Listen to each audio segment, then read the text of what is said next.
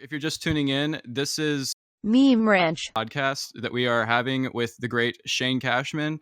And whether it is illegal aliens to actual aliens, this man is the one writer who can cover it all. Like I cannot, say enough that Shane has some of the best stories to tell, and it is a pleasure to have him. We are in the heat of this border discussion, but let's cut to the break and we'll be right back.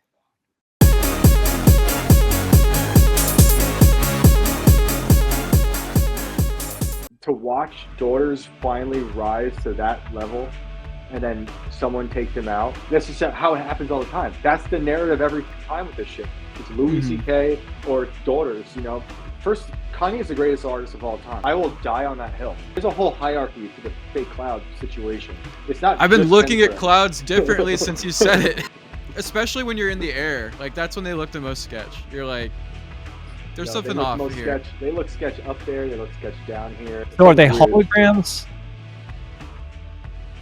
But yeah, no, the borders, let's go over that for a second, because it seems like the federal government is trying to entrap Texas into some kind of like civil war like scenario. Like it's like they keep poking the bull. And like now the latest thing that they're doing is basically saying like, we're going to cut your wire fences that you just spent, months and months putting up. We're just going to like start snipping away. And Texas is saying, not so fast. We're just going to keep putting them up. That was crazy. Yeah, it's very scary. Like I'd imagine, I don't have much experience in Texas on the border, but I do in Arizona, and I imagine it's very similar.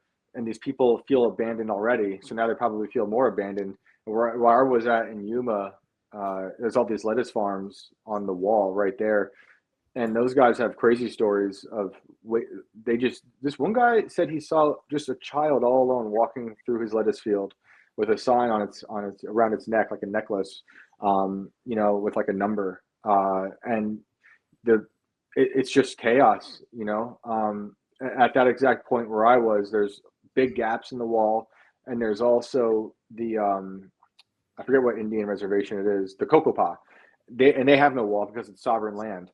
So you could just go to the wall and just go skirt right around, and that's it. And like they have authorities over there, but not that I really saw. And supposedly they work well with the sheriff's department, according to people at the sheriff's department, but people are just flowing over. So I feel like it's just becoming like what we're seeing in Texas, or what we anticipate to happen in Texas. These people defying the Supreme Court and trying to secure their home, like their literal backyard.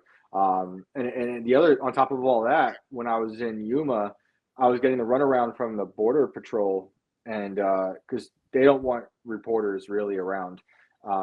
If they let you around, you need to get like a background check. You get like a pre-approved pre-approved media tour, which I didn't want any of that, and nor did I have time for a background check.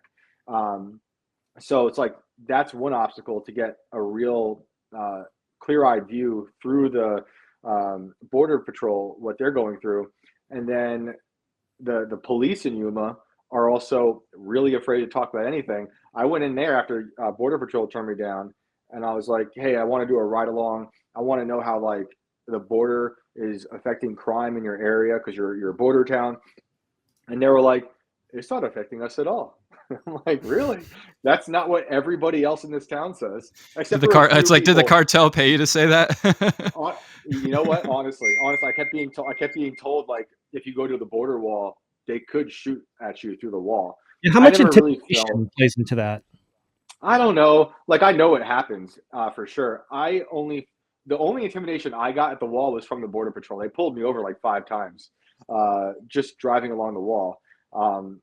Real quick, I'm going to try to like get rid of my screens. I feel like I can't see you guys if you are there. Maybe it's just me. There you are. Yeah. Oh, okay. There we are. Sick. Hey. I should have worn my glasses. What the hell? Damn. I mean, you still got time to get them. Grab them. We're going to edit this. The intimidation was from the Border Patrol. They didn't want me there, even though anyone's allowed to be there. You're allowed to go report on the wall. But yeah, they pulled me over and be like, what are you doing here? And I get it to some degree, because I could just be some schmuck waiting for a drone to drop off a bag of fentanyl and then take off with it. Also, I looked really suspicious because I intended to get a Kia Rio at the airport car rental. something like low key because I've been told by the sheriff's department like they could shoot at you across the wall, and I don't want to be I want to be nondescript. And I hit it off with the guy at the Avis at Yuma, and his name happened to be Shane as well. And at the end of everything, he's like, "Yo, man, I hooked you up. Here's a Mustang for free." I'm like, "No, I mean that's awesome, but like I didn't want a flashy car at the border, so now but I didn't want to say no because he was so nice. So now I have this bright white, super loud, flashy Mustang tearing down the dirt of the wall. I'm like, they're definitely going to shoot at me now. So like they kept pulling me over for all those reasons. And it was just funny because like they were told explicitly not to talk to me. I went to their headquarters and tried to get interviews with their supervisors. So they knew you're no. They like Cashman. They're Yes. like, don't talk to Shane. I don't know if they said don't talk to Shane, but they definitely had my name from headquarters, and they definitely were told not to talk to reporters, or at least reminded because that's the law for them, which is bullshit. Like I'm standing at the border and I'm there like all night, and there's a pile of ladders on the dirt by the wall that were clearly made by illegals that were thrown over the wall and then taken back on our side and crumpled up. And there's a giant piles of these shitty ladders, and I'm like, with the border patrol, I know they can't talk to me, and I'm like, are those ladders? And they say, what ladders? I'm like, those right there. And then they go into the car and they talk amongst themselves and they go, he's asking about the ladders. And then they'll peek back out at me and go, we don't know what you're talking about. I'm like, what? Okay. I'm like, I can't even ask questions like that. I'm like, all right. So I was just like, fuck off. And Were you then that was afraid? it. Were you afraid of them like referencing your broken headlight or something like that? Like, like I thought about it. you're I've in been in those trouble for that. situations. Yeah, I've been in those situations before where the cops have pulled me over for BS reasons, and I thought it very well could happen. But I figured since I did go to headquarters already, instead of just showing up, which I could have done, but I did go to headquarters and I did have I flashed once or twice the business card of the supervisor to be like, I talked to this guy. I think that might have saved me, but I was definitely thinking like they could detain me because it was like they'll give me more grief for being there as a reporter than they will the illegals coming Absolutely. over. It was Yeah. insane, dude. It was so insane. Like they were waiting there at the border with bottles of water, luggage, basically baggage claim tickets for the luggage, and then they shipped them off to their headquarters where I couldn't get into officially. And then it supposedly, from what I'm hearing from multiple people, if those people have a number to someone in the States and that person picks up that number and says, yes, I do know that person, they fly them out there, which is why we're seeing all these reports about people on planes, I think, getting sent around on our dime. Hey, when I flew back from Art Basel, I sat next to somebody with one of those transparent envelopes and the ticket, like a bunch of tickets in there. She didn't speak any English, and the guy behind us had to help her.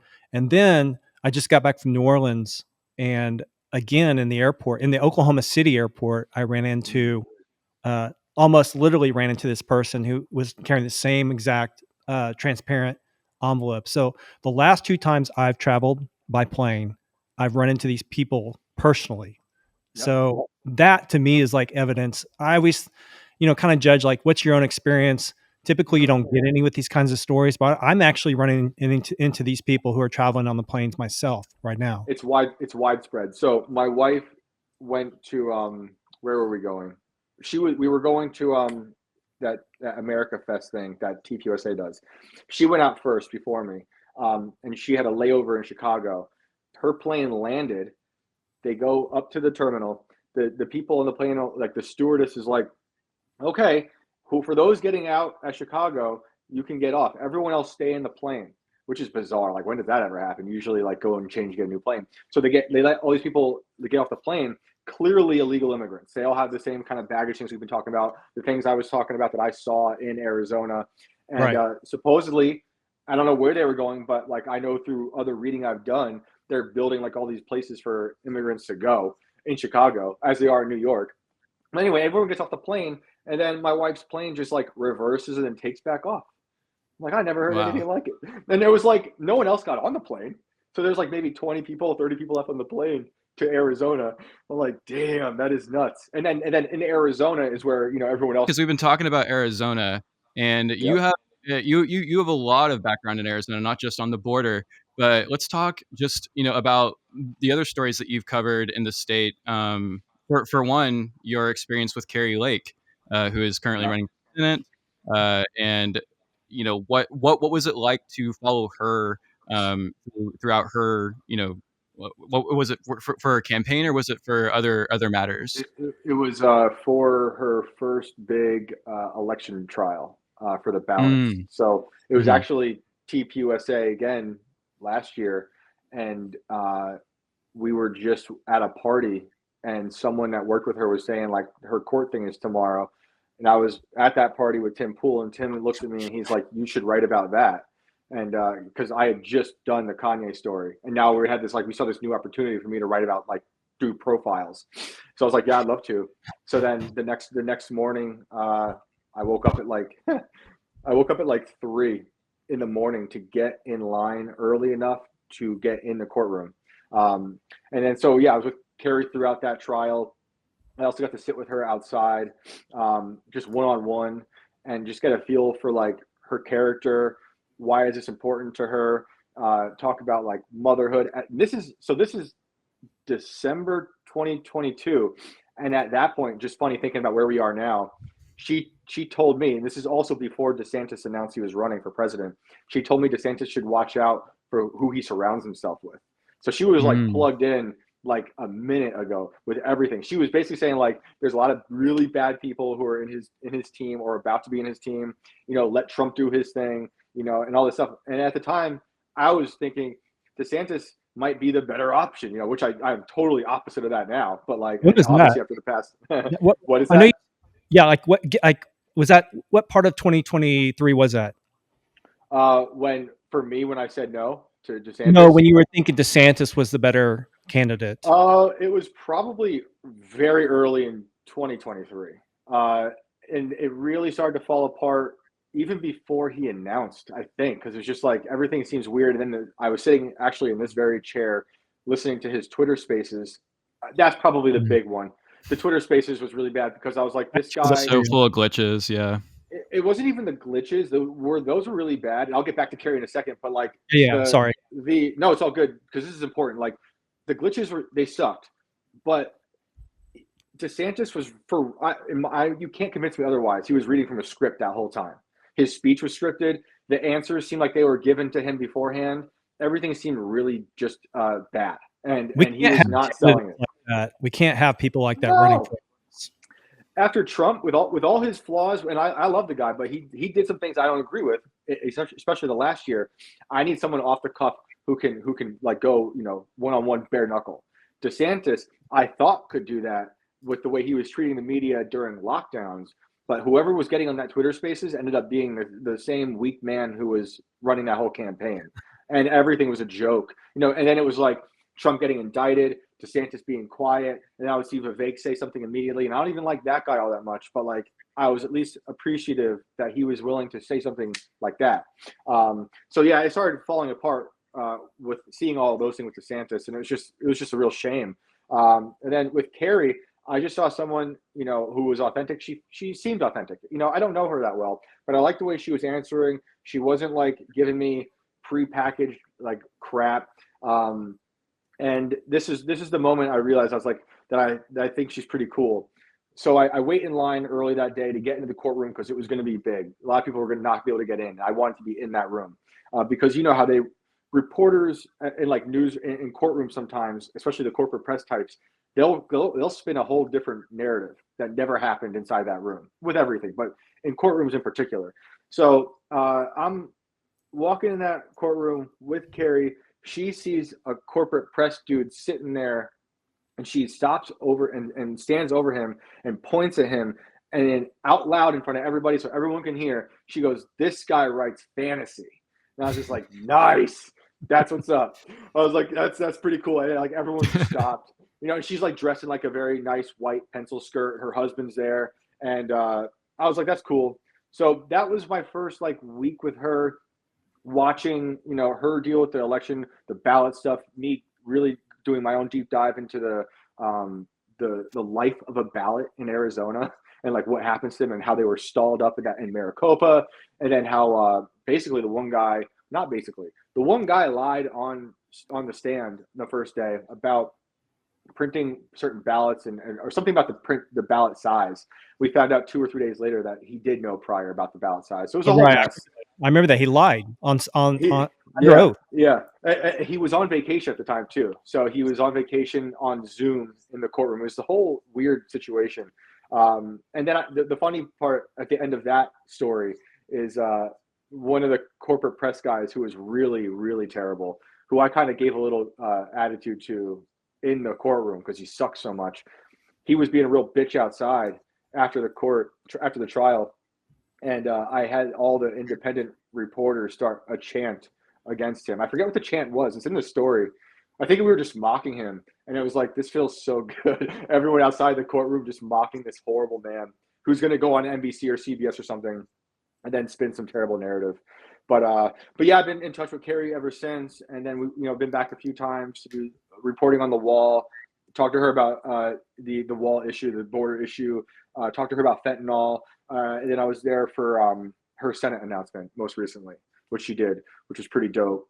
She had a big airplane hangar, and got to talk to her a lot about why the Senate. I honestly thought she was going to be Trump's VP. Honestly, the whole time, I get why she might not be. What was that? You think that's over? I do. I think she really does want to serve Arizona.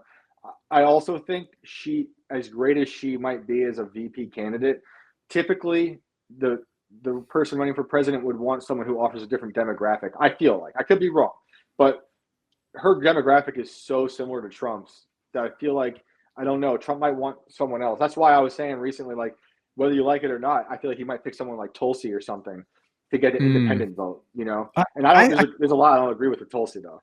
You guys give me your feedback, but I kind of feel like it's very important to not just make hopefully the next Trump administration too MAGA heavy. I mean, obviously you want it MAGA heavy, but we want these other people spread across the country, having that influence on the local level.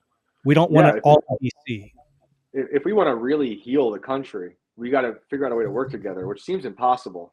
But there are people who are waking up to a lot of shit. It's like the one thing I hate that happens on the right a lot, happens on the left too, but in different ways, is like all these purity tests of like, well, that person didn't think that last year, or they didn't think that 2 years ago. There's a ton of shit I didn't think 5 years ago, right? I'm constantly changing. I voted for Obama, and that, man, what a regret that is. But like, I've changed a lot, and I think I want to extend that grace to a lot of people who are waking up for various reasons, whether it was lockdown, all right, Shane, nice talking to you. See you later. All right, guys, peace out. Yeah, no, I think it was funny how Tim Scott announced that he was engaged. What was it, yesterday? Yeah. And that was like the whole like conspiracy opening up that like he would be like the one that would actually be like possibly like Trump's because now he's married. So now the way Trump said, the way Trump said engaged, it was like ENGAY. Like it was there. I'm like, oh, Trump.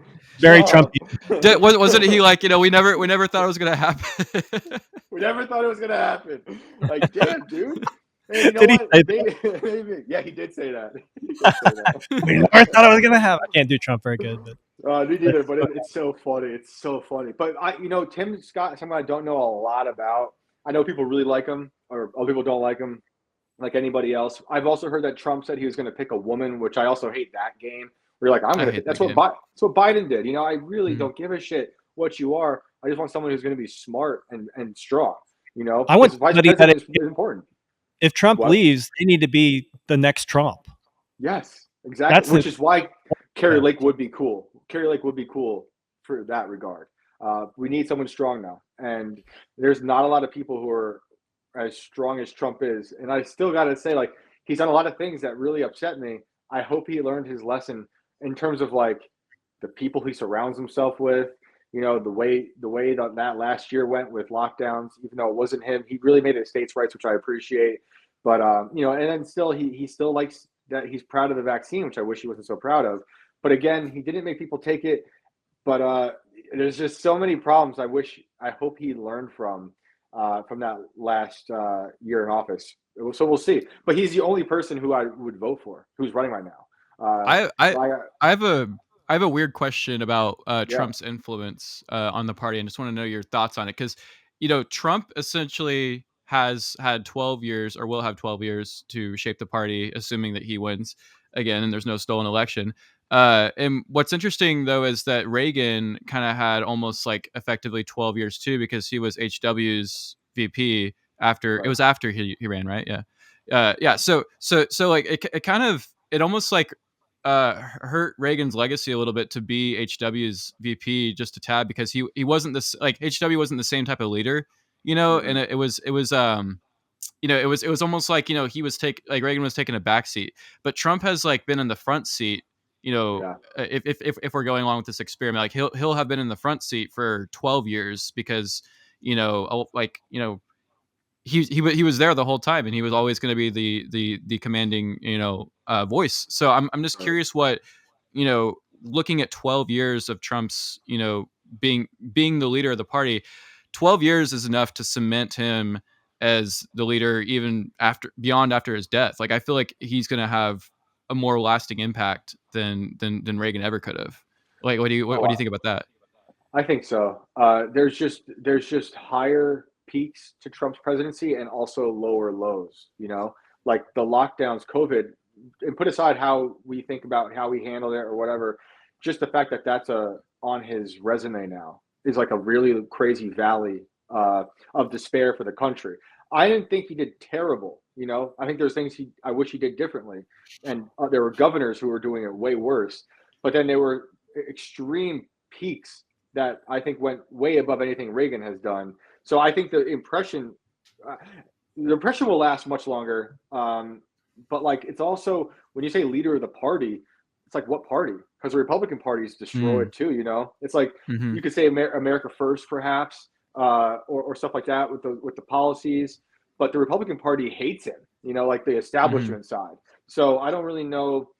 He's a strong leader, but he's kind of gone rogue. And there's no way of defining what that real party is yet. I keep thinking of him as like a bull moose party guy because I'm a Teddy Roosevelt like nerd. Teddy Roosevelt was speaking of strong VPs, thank God he was there as VP when McKinley got shot. And then, Trump and Teddy are so similar because they're two rich kids from New York City who no one really likes, and then they actually put Teddy in the VP seat, so they say, to keep him to shut him up, is what some people wrote back then. And then McKinley's assassinated, and then he becomes president. So I see Teddy as a great leader in that regard for the party, but he also, like I'm saying with Trump, fractured the party because he started the Bull Moose Party when he saw that he hated Taft. He came back from Africa. He was shooting all the elephants. He's like, man, I hate this guy. Why did I support this guy? I'm going to run against him. So he started a third party, and that failed, unfortunately. But like, yeah, I see their legacies similar in many ways, Trump and Teddy. Teddy, he also has lots of flaws, but he's like, I think the only, like, or maybe not the only, the last like real like man cowboy president that we've had. He was someone might say Reagan. What was that? He was the trust buster. He was a trust buster. He was He also on the the establishment that way. Yes, yeah, he destroyed a lot of those monopolies, and he before that was the Rough Rider, like the Rough Rider, and was kind of fearless. That man wanted to die at war. When World War I was happening, he was on his bed being like, just send me. I want to die. His son died at that war. I think it was a pilot. I forget if it was Kermit or not, but like Teddy was a badass, and when I say he's got flaws, like Teddy, and it's understandable, but Teddy's, I believe it was wife and mom died on the same day in the same house in New York City. And the wife died while giving birth to the daughter. And Teddy just said, fuck this, I'm bouncing. And he left New York and he went to the Badlands in North Dakota, I believe, and just left for a while. And that's where he kind of developed this personality we know him as today. It's like big, rough, crazy cowboy type. Because he was a nerdy little asthma guy. So it was crazy shit. That brought us to Teddy Bear. He did. He brought us a teddy bear, and one of my first stories that I did a long time ago was for a guy who actually makes a living as Teddy Roosevelt, and he brings those teddy bears to every event he does. And my son has one of those teddy bears from. I tell my son Teddy Roosevelt gave it to him because I like to think that is actually Teddy Roosevelt. So my son has no concept of time yet. But it's like those memes where it's like 1980 to 1990. Yeah, exactly, reincarnation. Exactly. But yeah, it's just crazy. Yeah, I'm curious because like I voted for Hillary in the first election I could ever vote for because I was just a stupid college student who I was on a campus who All like right, basically me now. we just shut down the whole podcast now. I'm I'm no actually longer the burning my co-host. phone. My phone's on fire. So my logic for it was that I was uninformed. I wasn't even like watching the news at that time. So all I was doing was I was just saying like, okay, this person's had experience in government versus this person hasn't. So I'm gonna be voting for the experienced person. Naturally, I grew up very quickly and learned that that shouldn't have been my logic. Right. But I'm curious though, what was your logic for wanting to vote for Obama, and what was the key moment that kind of changed for you that made you? Yeah. I mean, because you're not a Republican either, you know, like you're Right. not, you Yeah. know. I would say I'm just like, it's hard to say what I am. Conservative is probably the easiest way, you know, but Mm-hmm, like there's a lot of problems with conservatives and Republicans. And I mm-hmm, never considered myself a Democrat either. When I registered to vote for the first time, I was registered Green Party because I was like, that seemed to make more sense to me. I was 18. I was smoking a lot of weed at the time. And I was like, I'm going to make weed legal and save this planet. And then I just voted Democrat. And then when Obama happened, I was in college and I didn't know any better. And I wasn't really paying attention. I was getting most of my news from Jon Stewart, and he made it look really good. And mm-hmm. Obama listened to all the music I listened to. Can you believe it? It was so His cool. playlists He just was so keep getting relatable. better. He I was so doubt Oh my, relatable. his playlist. his playlists are I just agree. like, oh my god, like they're like getting younger and younger. I'm like, how He is was he keeping up with this he stuff? was such a front and such a figurehead Yes. that he was fed that stuff. Like Jay-Z probably told him what his playlist was. Yeah, totally. 100%. And it's funny because I grew up loving so many artists who were, the news would make characters of them, and so I knew the news could manipulate someone to make them look good or bad, and I just Mm-hmm. wasn't paying attention to politics, even though I thought I was a political junkie even at then, because I've been into politics my whole life for whatever reason, ungodly reason. But when Obama came around, I was like, yeah, this guy talks really nice. I like it. I'm going to vote for him. I felt really good about Mhm. it. And then it was, and then I kind of dialed out. I was just like, I don't give a shit. He's in. We did it. I stopped paying attention. I was focusing on music.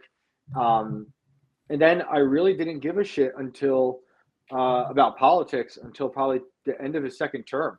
And I remember my wife was pregnant, and we were at the doctor, and I was reading the news, and then I somehow found an article about the amount of drone bombs that Obama Mm. dropped, and I was like, it was 3 bombs every hour, every day Oh my for a year, gosh.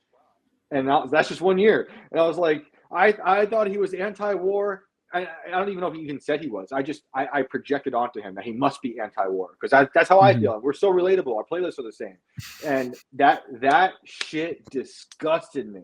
And I was like, this can't be right. And I kept looking at it. I'm like, yep, the Pentagon released it. I'm like, it's everywhere. So that was the end of it all, for me. And it shouldn't have taken that long. But I'll never forget that article. And then I didn't vote in 2016. And I didn't like. I already knew I didn't like Hillary, but I didn't give a shit about Trump either. And I didn't give a shit about all of them. I was probably so blackpilled at that point from learning about, like, from me having to come to terms with buying into Obama's image, and then like being like none of that was real, and then seeing, like, it was like a wake up moment where I'm reliving everything I thought that he did that was good, being like, well, that was fake, that was fake, that was fake. He's bullshit. He's a con artist. Oh, they all are. Why didn't I know this already? I should have known this already. Kind of upset with myself, and then didn't vote in 2016. But I do remember at the time when Trump was elected, the night he won, I was a furniture mover, and I was drinking a margarita. At the end of the day, the box truck was outside filled with furniture. I'm watching him on the news with Hillary, and the needles are all pointed in her direction for they're going to win. She's going to win. And then I'm just sipping away, being like, that sucks. She sucks, but like, whatever. And then all of a sudden, the needles all went this way for Trump. And I was just like, oh, this is hilarious. I started laughing, being like, this is great, watching everybody freak out. And then I became like way more engaged again because I was also a professor, and seeing everything that was wrong with politics, the disease of politics infecting every part of my life. And I was trying not to be involved. I didn't give a shit. I didn't want to write about it. Can we make a distinction though? It's not just like when you say politics, Yep. What you really mean is left-wing politics, though, because we say politics, but we don't Yeah. really think about what that means. I mean, because everything is dominated by one side. Yeah. Yeah. You're right. I'm trying to think of like And I'm not what saying that as a right. Republican because I'm not a Yeah. Republican. I'm an independent, but I'm just saying uh, we have to like this is part of the problem is like when it's where our mindset is so fixed as to what reality is. Yep. It's like, oh, it's the playlist. No, it's not the Yep. playlist. It's the policies. Yep. You're right. I was trying to think as you said that of like what right leaning politics enters the cultural space. And it's only really ever in satire when it comes from the left. And it's Hmm. totally bogus. And then it's like Now it's the right memes. has ceded. What was that? I said, but now we do have memes. Yeah, no, the memes. I wasn't around for the original like meme war for Trump. I know I've only heard about it, and I it's got a good amazing. start right here from the meme. It's amazing to see how memes really help sway opinion. But you're right. Like it's leftist like ideology. It's The beyond he politics for them. It's like it's a disease. Like it's psychosis. And I was a professor, and I'm watching the colleges and the students being infected with that. But they're infected with hatred of their supposed political enemy, who they didn't know was me. Well, but they started to know, even though I never talked politics in classroom. One day, like one girl looked at me on the day she introduced herself to the class, first day of class, and she's like, "I'll never learn anything from a white man." She points at me. I'm like, "Damn, all right, welcome to mm. class." That's Well, crazy. Did you be So like behind you, like who's? yeah, is it Casper? No, it's me. But it was every semester I'd see it get worse and worse. And it's because they are being attacked by the leftist politics from everything they see. It's everything they watch. They live in a silo, and they don't know any better. And when they experience anything kind of outside of their like immune system of ideas, they collapse. They fall apart. They have no way to debate it. They resort to name calling and just your typical tropes that they do. But yeah, I'm thinking back to 2016, and then right before I was starting to want to write about it, like politics, that is, I just didn't want to have anything to do with it because I hated the idea of writing about politics. It just seemed disgusting. Even though some of my favorite writers write about politics, like I love Joan Didion, I like Hunter Thompson, and I was a about lot to of those ask you about guys. Hunter Thompson. I love Hunter. Yeah, Yeah, because Hunter's yeah, great. because how much of his work has influenced your own? Because I know that like a lot of people who do the type of writing that you do really love Hunter Thompson, but it's interesting to see how his work uniquely impacts like people differently. Because like some people are video creators, some people are actual just writers Right. who love Hunter Thompson's work. So like, what was your like? I'll put a perfect dichotomy because like for me, like I went straight into the corporate political world. Still Right. questioning if I if I made the right choice because your work seems really fun. Um, and I want to ask like like what was the thing about that type of writing that was like able to nudge you to be like, yes, this is I'm not going to go the corporate route because like you've been able Yeah. to chart such a unique path for yourself, Thank you. Well, I tried like hell to be in the corporate world, the corporate publishing world for years and years and years, like a decade. And I found my way in a little bit, but doing these types of stories, Rob, like it's first person narrative stuff. Like I wrote for Penthouse and Vice, and I was always being like they didn't really want that first hand account story, but that's just why I've always liked to write like that. Very Even artsy. before it is, yeah, very very artsy. I'm like, and the sentences are long. They didn't like that either. But I've been attracted to fuck them. stuff that yeah I can't help it. I've tried like hell to change that over the years, but I just over the past few years that's just how I write. But I remember in seventh or eighth grade, it was when like the first time I ever wrote like this, even though it was way worse at that point. I was like, my parents took me on a vacation to this place. It's like in the Catskills in New York, and they were telling me how it was going to be this beautiful vacation, really cool place they were at in the '70s. But when we went there, it was decay, and everyone there was like on like their lungs were collapsed, and they were on oxygen tanks, and everyone was like basically dying. So I remember Mm. writing about it. I had this like I was whatever reason, I hadn't even read anything like this. I was putting myself in these stories in this situation, kind of like getting the steam out of me. And then I started writing like that. Years go by. I forget what it was. It was probably watching Fear and Loathing, the movie, and being like, that guy is Mm. interesting. What's his deal? And it what I so when I first found out who Hunter was, I was also on that amount of drugs. So like I spent high school, Hmm. college, living like that Hunter lifestyle. But like once I started reading Hunter, I was very attracted to his sentences. Like his sentence by sentence is super underrated. He's become known as like this character, the whole Gonzo thing, the drugs, and that's fun. But that dude is like a seriously beautiful writer, like a poet. So Mm-hmm. I fell in love with that, and that to me is like other than him putting himself into stories, and I could resonate with that when I was like, oh wow, like read the Kentucky Derby story, read Fear and Loathing on the Campaign Trail or in Vegas, read all these different things, read his diaries.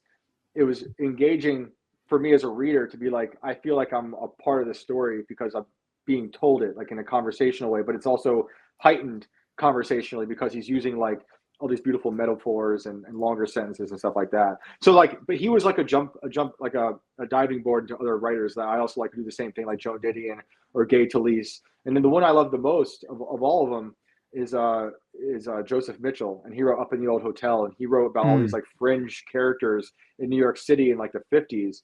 And he's like, I don't know if Hunter liked it, but I'd imagine Hunter liked him too. And he's like the grandfather of all of this stuff. Of like he's in the story, it's first person. He wrote for the New Yorker at the time, and he just would walk around the city and be like, "Wow, that's a bearded lady. What's her story? I'm going to write about it." And like that's I love that thing. Like so like Joseph Mitchell is the guy for me. I wanted to point out a good way that you're able to do that in your writing about the political world, because like whenever you went to that debate, you were at the debate with Gavin Newsom and DeSantis, right? Oh yes. Yeah, yeah, and you saw the lizard in the flesh. you know, Oh. I had that saved from an earlier podcast, but yeah, no, you saw him standing there, and like the words that you used to describe, like him like being in like this like skin suit, Yeah. was something that was like just really like hit the nail on the head, to where I think that like you're just not allowed to say that in like corporate journalism, but everyone and their moms are like thinking that when they see a Yeah. person like that. Yeah, it's funny. It's funny that I'm allowed to say that, like because a lot of people don't like it. There's definitely a lot of people who read that stuff and they're like, I never read him again, or I have zero credibility because I make shit up sometimes. Like, but like I think it's pretty obvious, like when I say things like Gavin Newsom is three demons in a skin suit, that I'm being like it's hyperbole. Right. But some people are like, what the fuck is he saying? But that's literally how I felt when I saw him. He radiates evil, and when he walked in like that, it was crazy to watch. Even people like Sean Hannity just be smitten with this guy. It was disgusting. I And don't I understand that. How can dude, you? I don't either. I don't either. I think because it's they're all part of the same uniparty. I think Hmm. that's how I see it. That is Steve Bannon's like biggest capital T truth that he talks about all the time on War Room, is that this really is like the fight against like the uniparty. And it's Yeah, why you gotta choose a vice president for Trump who's not like Mike Pence, because that's exactly his handler in that sense, or Nikki yeah. Haley would be his handler in that sense. Oh, yeah, um terrible, terrible. But yeah. yeah, no, Gavin's a terrible man. I'm like upset that you even showed me his image right now. I might have to leave now.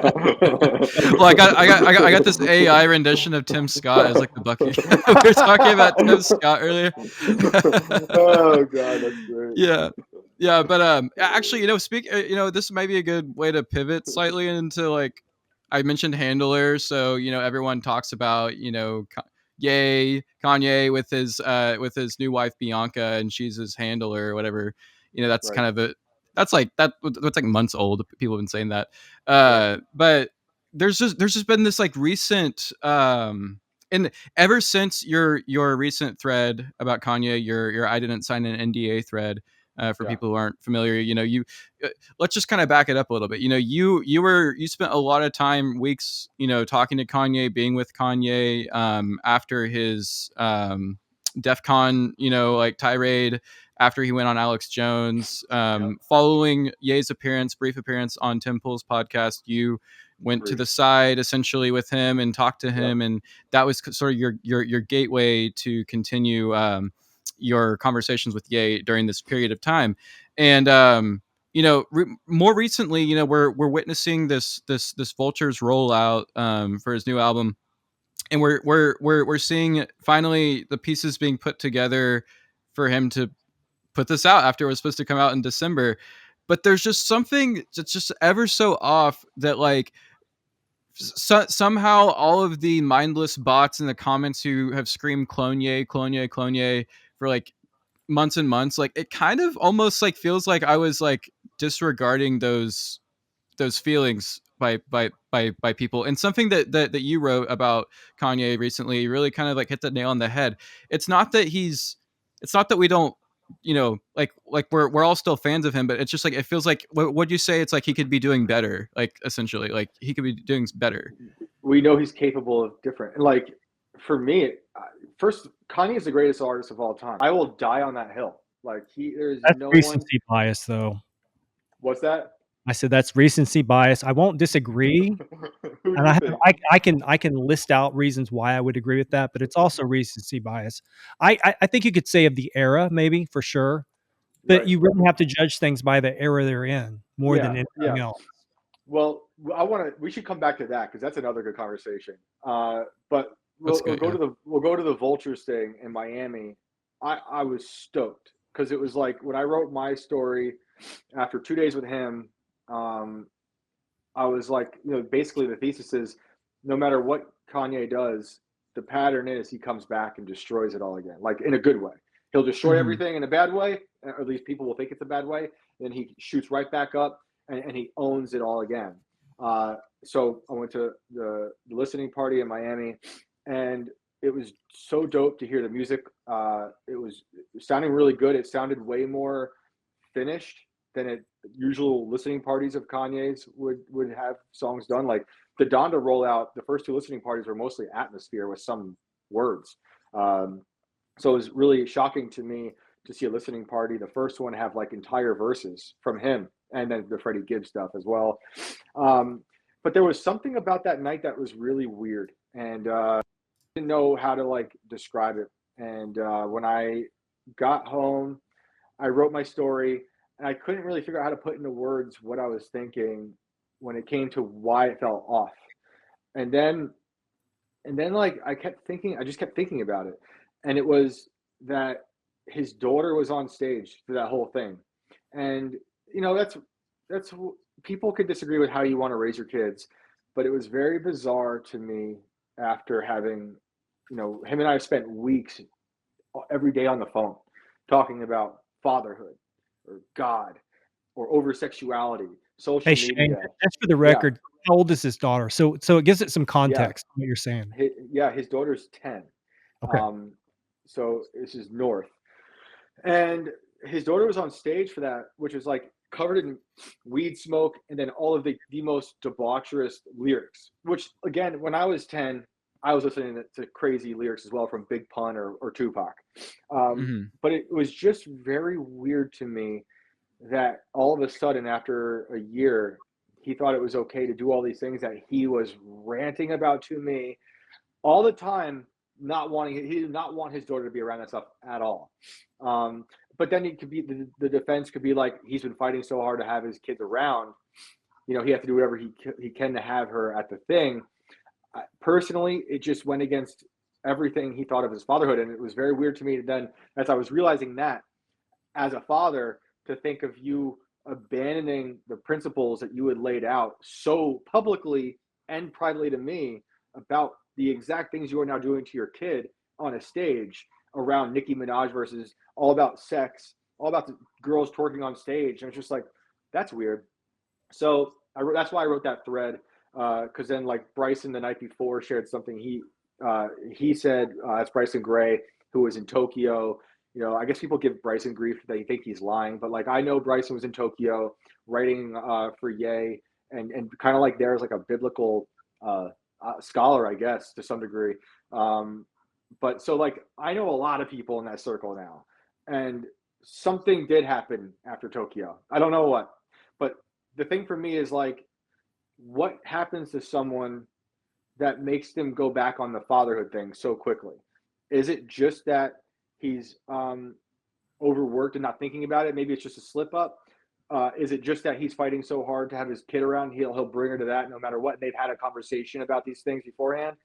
It was just weird to me. Like, that is literally the opposite of what he was talking Let me about. ask. And people could change. People could change though. So I don't know the answer, but Let something me ask just seemed to you this, be off. Shane. Do you Yeah, think in somebody like Kanye's mind, he's raising like he's thinking along the lines of my daughter is going to follow in my footsteps and be an artist.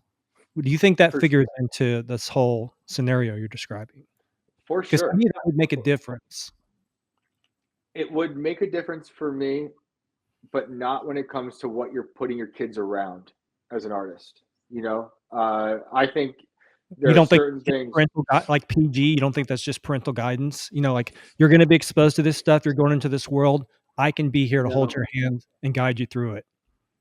maybe in private. Like I think of my father when I was actually 10. He was like listening to me sing "Gangsta's Paradise," and he was like, "Do you know what you're even saying?" Which is very like not that crazy controversial stuff, but you're saying stuff No. about gang violence and stuff. And I was like, "No." And then like he took me to the side. And he was like, "You need to write out the lyrics, and like I want you to understand like what you're saying." So like I could be projecting on Ye, but like I think bringing a kid on stage at 10 at 3 in the morning while people are smoking weed around you, and then talking about putting one in the pink, one in the stink, seeing my dad do that, that is doing way more harm. That's like Disney level harm, to a kid, I think. What do you think is happening on the mother's side of that relationship? Do you think she's actually getting much more, uh, I guess, a proper, whatever you would term as proper guidance on her? I mean, imagine having that as your mom and that that Yeah. patriarchal side or matriarchal side of your upbringing. I don't imagine. I mean, being on stage around those words and that whole scene, I get it, but I just can't imagine it's any better on the mom side. Oh, none of it's good. None of it's good. That's why Ye wanted none of that to be happening.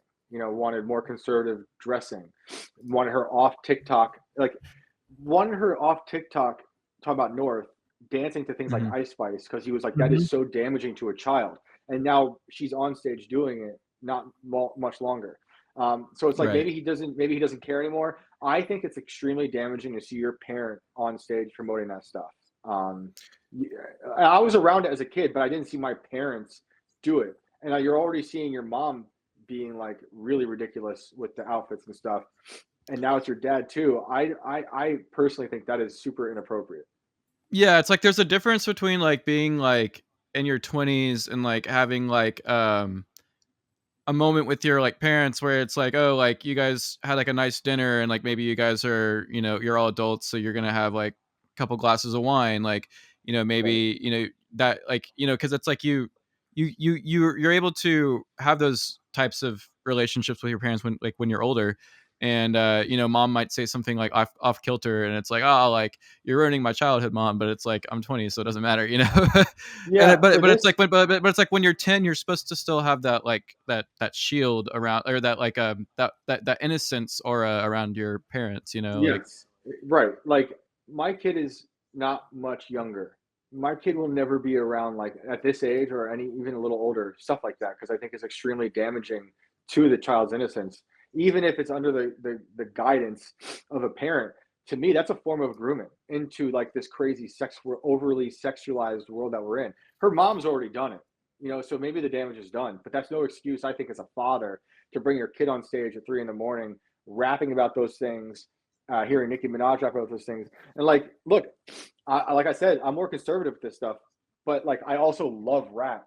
I love the craziest rap. I love death metal. I love black metal. I love all these things, but like, my kids will never hear that stuff in the car. And the Kanye songs they do know are like very subdued, no cursing songs. I just don't want to damage that innocence. So for me, when I realized like the thing that was off with me was that North is on stage, it wasn't just me thinking like that. It was also like what could have happened to Kanye in 6 months' time that made him think it was okay now to do literally everything he didn't want his daughter to do. So, you know, and people do change, and maybe they had a conversation, and if they did, that's fine. I just don't agree with it. I think that's wrong as a You know, father. I can add this to the, I guess, calculus of what we're talking about. To me, when I look at Kanye, I can project a little bit on him because I'm not a rapper, but I'm an artist, and I think there's some things going on with Ye that has nothing to do with rap. That Yes. the artistry, and we can talk about that at some other time. But I think Kanye doesn't say, "Gee, something happened in the last 6 months to change my thinking." I think Right. Kanye is, this is the future, and I'm going to be where that's at now. I'm going to be ahead of the curve now. And to me, that's what I see with certain things, personal or public, or like how the personal becomes public Right. constantly. I think he's thinking ahead, and that's Well, I'm forced to do that myself, so I can see that maybe in what's going on with him. of course, I see that in many ways, but when it comes to the kids, that can't be the future. That's the future of the leftist one, is to over sexualize your children. Well, That's yeah, what I'm not making Balenciaga wants, you excuses know. for anyone's behavior Um, here, but but when it comes to like the art and everything, I'm interested. But I also really don't like AI. And that video that came out today, like I'm very against AI. It looks Yeah, cool, but I don't yeah, like it. I was so confused by that. That was like, I'm sorry, it just wasn't that cool of a trailer, like, or of like a video. I mean, Yeah. yeah, like describe it a little bit, because it's like basically it's like got some imagery that kind of looks like the album cover from Vultures. Like Mhm. it's like it almost like looks like they extracted that picture and then they put it into like a Mid Journey or like whatever AI program it Right. is, and they were like, Right. create a music video based off of the descriptions, like, and things like that, like that this image like creates Right. in your AI mind. And Yeah. it just didn't seem that inspired, you know. We're, yeah, I have a lot of problems with it, but like, so the video is interesting. I like the way things happen in it. Like, it's cool when that guy appears with the gun in his hand. I think it's interesting. And if he Mhm. wants to fuck around with AI, that's cool. I really just don't like AI. I think AI is dangerous. Um, and I'm also, the whole theme of vultures I do like, and I wrote about this when I wrote about the listening party. He's really in terms of the art he's creating. It's a dark spot. He's doing vultures eat rotting flesh, right? Vultures Mhm. circle the dead. He's recreating Burzum album covers, which is a black metal band that I've liked for years. For those who haven't watched Until the Light Takes Us, it's one of my favorite documentaries of all time about the Norwegian black metal scene. And he actually wore a Burzum shirt recently, which was hilarious. But that the guy who's on that shirt, the guy who's the singer of Burzum, went to jail for murdering someone and burning down a bunch of churches. Uh, Is so it's that like Varg, or is that that is Varg. okay? That is Varg. Okay. Yeah. Varg murdered Euronymous. Euronymous blew his brains out with a shotgun. And or was it Euronymous? Yeah, he murdered Euronymous. And I forget who it was that ate people's brains. Supposedly, people will fight me on that because they're like, it was a rumor. But I'm like, they also said that they ate brains and made necklaces out of skull fragments. I don't think they lied. They're fucking crazy. But I love their music. But like, he's channeling a lot of really dark shit that I've always been like really attracted to. So it's cool seeing that. But I don't know, when it comes to the AI stuff with that video, I always just think it's lazy. I wish it was something different. I wish it was maybe a different like collaboration between an artist and the AI. But even that, I wish was different. We've seen him use computer graphics before, and they're cool. Like the Black Skinhead video, I think it was Black Skinhead for Yeezus, was really interesting looking. Uh, I don't know, just a lot of the stuff right now that I'm seeing from him, it just seems off. Like I don't know. It's like a personal gut feeling. I I don't li- think he's a clone. I don't think I he's a like clone. I like What how are you you. saying? I was going to say I really like your analysis here on how skull fragments, murder, and cannibalism is very bad, but AI is the worst, and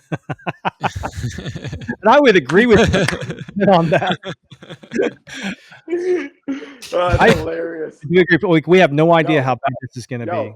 because AI is like a global wide cannibal that's going to eat us all. Like that was Right. just one small case of cannibalism. AI is going to kill everything.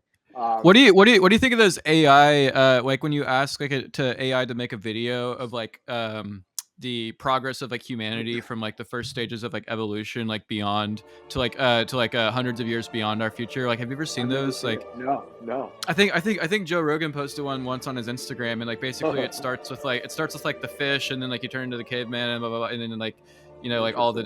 different centuries of humanity, and then like once it gets past like 2100, like the frame that it's like displaying all the images to you, like it slowly starts to look like more like a computer circuit board, and like the human figure that's on it like becomes like more silver colored, and then at one point like the entire human figure like disappears, and it just becomes like this like these like all these like little nodes and Wow. these like wires and stuff like that, and it's super Wow. creepy, like That's because the narcissism of AI.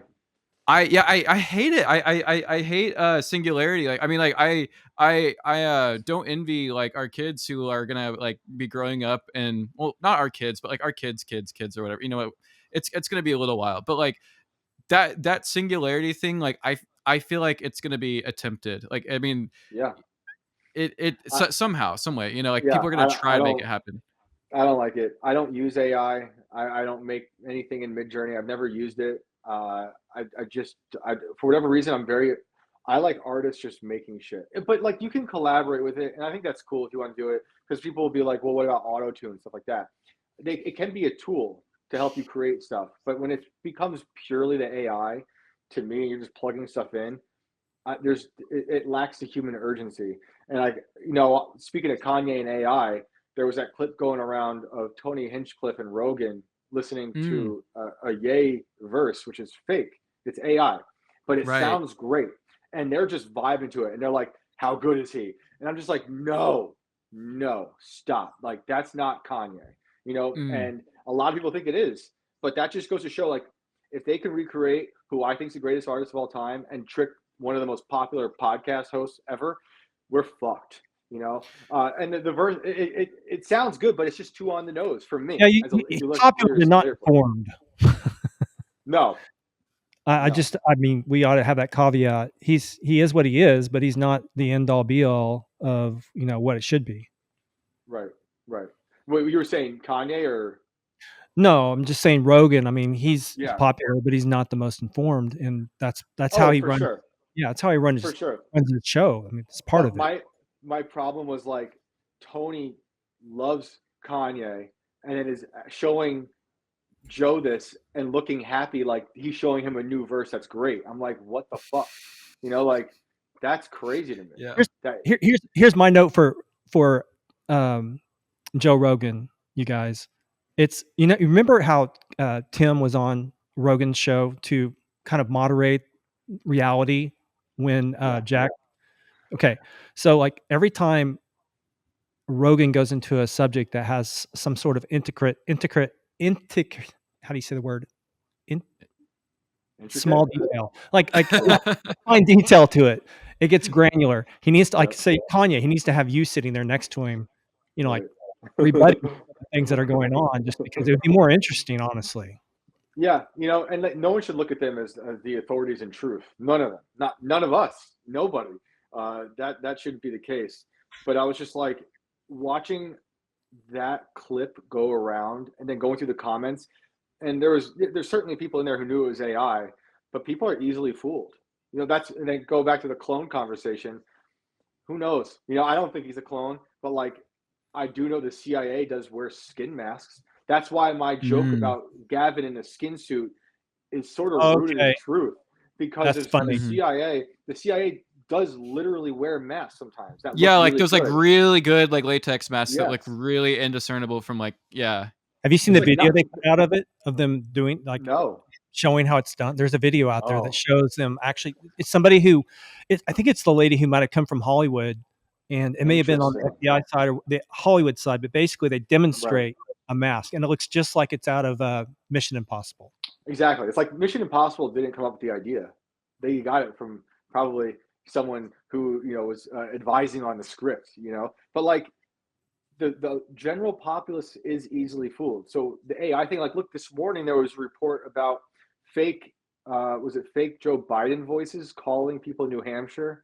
I forget who it was. I think it was a fake AI Biden voice to kind of throw off people voting in the caucus there. Yeah.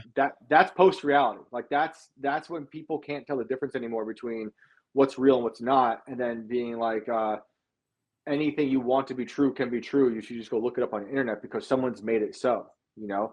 And that's why you want that Kanye verse. That's great from Rogan. There you go. It's not really Kanye, but then people will have a larger discussion about it, be like, well, does it even matter? If it sounds like Kanye and you like it, does it matter? To me, it does. To other people who I've talked to about this, they're like, if I like it, I like it. I don't care what happened. And I'm like, well, that's a shame. But you're more than welcome to like whatever you like. You know, I don't give a fuck. But to me, I think that's whack. What are your honest thoughts on his sock shoe pods, Yeezy pods? I think they're terrible. I don't like, but like I mean I've always said this. I've never liked his fashion stuff. You know, like I love his art. I love that he does it. I think it's great. It's interesting. You know, I saw Digital Nas post like close-ups of him wearing them in the rain like yesterday or 2 days ago. It's cool. It's cool. Mm-hmm. I personally like it's just not for me. Like I wear the same shit every day. I like my pair of boots and I have these pair of pants. Like I just in the same shit. But I can appreciate that he's constantly making that stuff and thinking about things, and he's obviously thinking of the future, whether it's architecture or fashion or music. You know, the architecture stuff I think is more interesting. Yeah, but the fashion not so much for me. I like the interview with Stephen Smith and Green Girl. That was basically showing them off. I'm gonna be doing a review of these shoes because I wanted to own something of Kanye's after, you know, basically like the slave masters, like he like kicked him to the curb and stuff like that, i.e. Adidas. Yeah. Like this is like to me like this is the first Yeezy that feels authentically like owned, like made by Sure. Ye. Even though it's very like am I gonna wear this thing? I have no idea, but I'm gonna keep a pair. I'm gonna do a review, and then I'm gonna basically do like a giveaway kind of thing, and like try to make like an entertaining video out of it, because you know there's just a lot to talk about these shoes, because they're not new. There's nothing new about them. They're just very you know, trying to like bring back like an old concept and like, you know, try to market off of it. For the most part, I like to think I'm a minimalist, and I like the minimalist aspect of the pods. I think that's cool. It's just personally not something I'd ever wear outside, maybe inside the house. But like, you know, in terms of him designing stuff and selling things, I bought a stem player immediately when that thing came out. Oh, nice.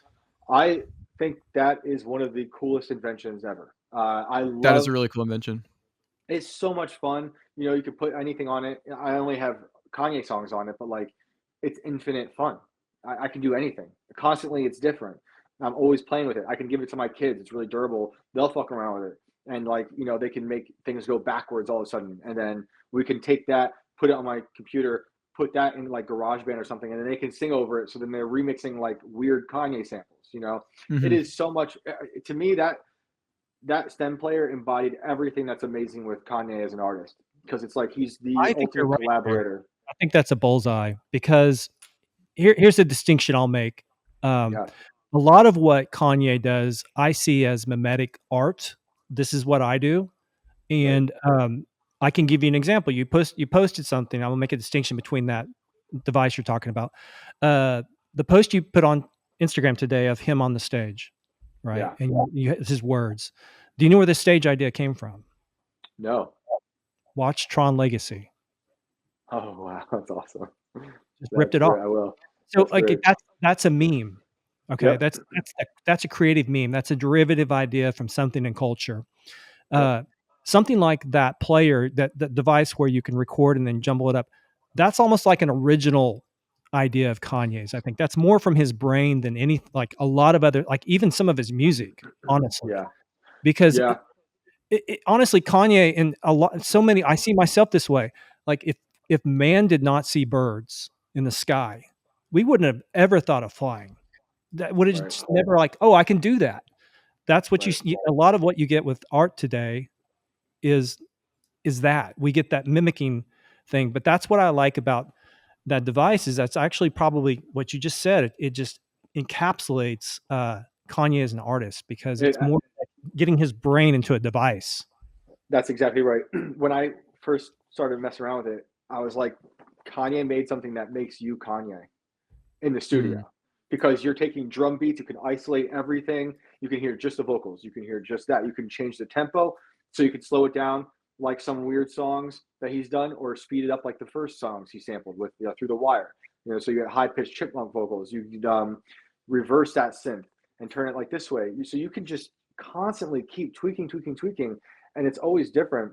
And it's awesome. And when I talked to him, I was like, the stem player you should be thinking about when you go into politics, because this is like the peak collaboration, and that's like what you're so good at. Because like what you're saying with Tron, it's not just him collaborating with things from the people around him. So he can pull from movies and music, but then he's got people around him like Twisted Fantasy Sessions, Rick Ross and Justin Vernon in the same room. Totally different Mm. people you would never think be together, but then they make Monster, together. It's like, and it's perfect, and it all becomes uniquely Kanye. He's like the prism that all of these things are going through. So when people like me, I didn't have connected the Tron thing, because it's so epic, and I'm just thinking Kanye, but that's how it is with so much stuff that he does. You're like, oh, that's once you see the line, he can draw directly to whatever, Otis Redding or Tron, or who knows what, Will Ferrell. Every artist today should have that mindset, and that aspect of the creative mindset today should be on display. And Yes. if you're going to do really fantastic, epic, monumental art, you have to stand on the shoulders of everything that's come before and look ahead. And And So I like that. look at how much that song and that collaboration like influenced Justin Vernon's like later work. It's like we wouldn't have probably gotten the 22 a million Bon Iver album if, because like yeah, that was such a disjointed like Sufjan I love that. Stevens like Age of Odds like kind of like, well, it was Yes. like he was influenced by his like contemporaries, and then he, everything before that was just so acoustic, and then like getting with Kanye just like elevated him to like a new like technological sound that like he just couldn't go Yes. back from, so he made a whole album. I love 22 million. That's a great record. And like, it's funny, I Mhm. wrote about this idea about like, using the past in my Vultures story about Kanye, because in my interpretation, it was the vultures eat the dead to survive. That's what Kanye's always been doing. And not just Kanye, Picasso would talk about it, right? Stealing and making your own to some degree. But I think maybe even Picasso, that quote is misattributed to him, or I forget what that is, but which is even funnier in terms of what I'm saying. But you have to pick apart from the dead to make something for yourself, right? Like, you're respecting them, you're feeding off them.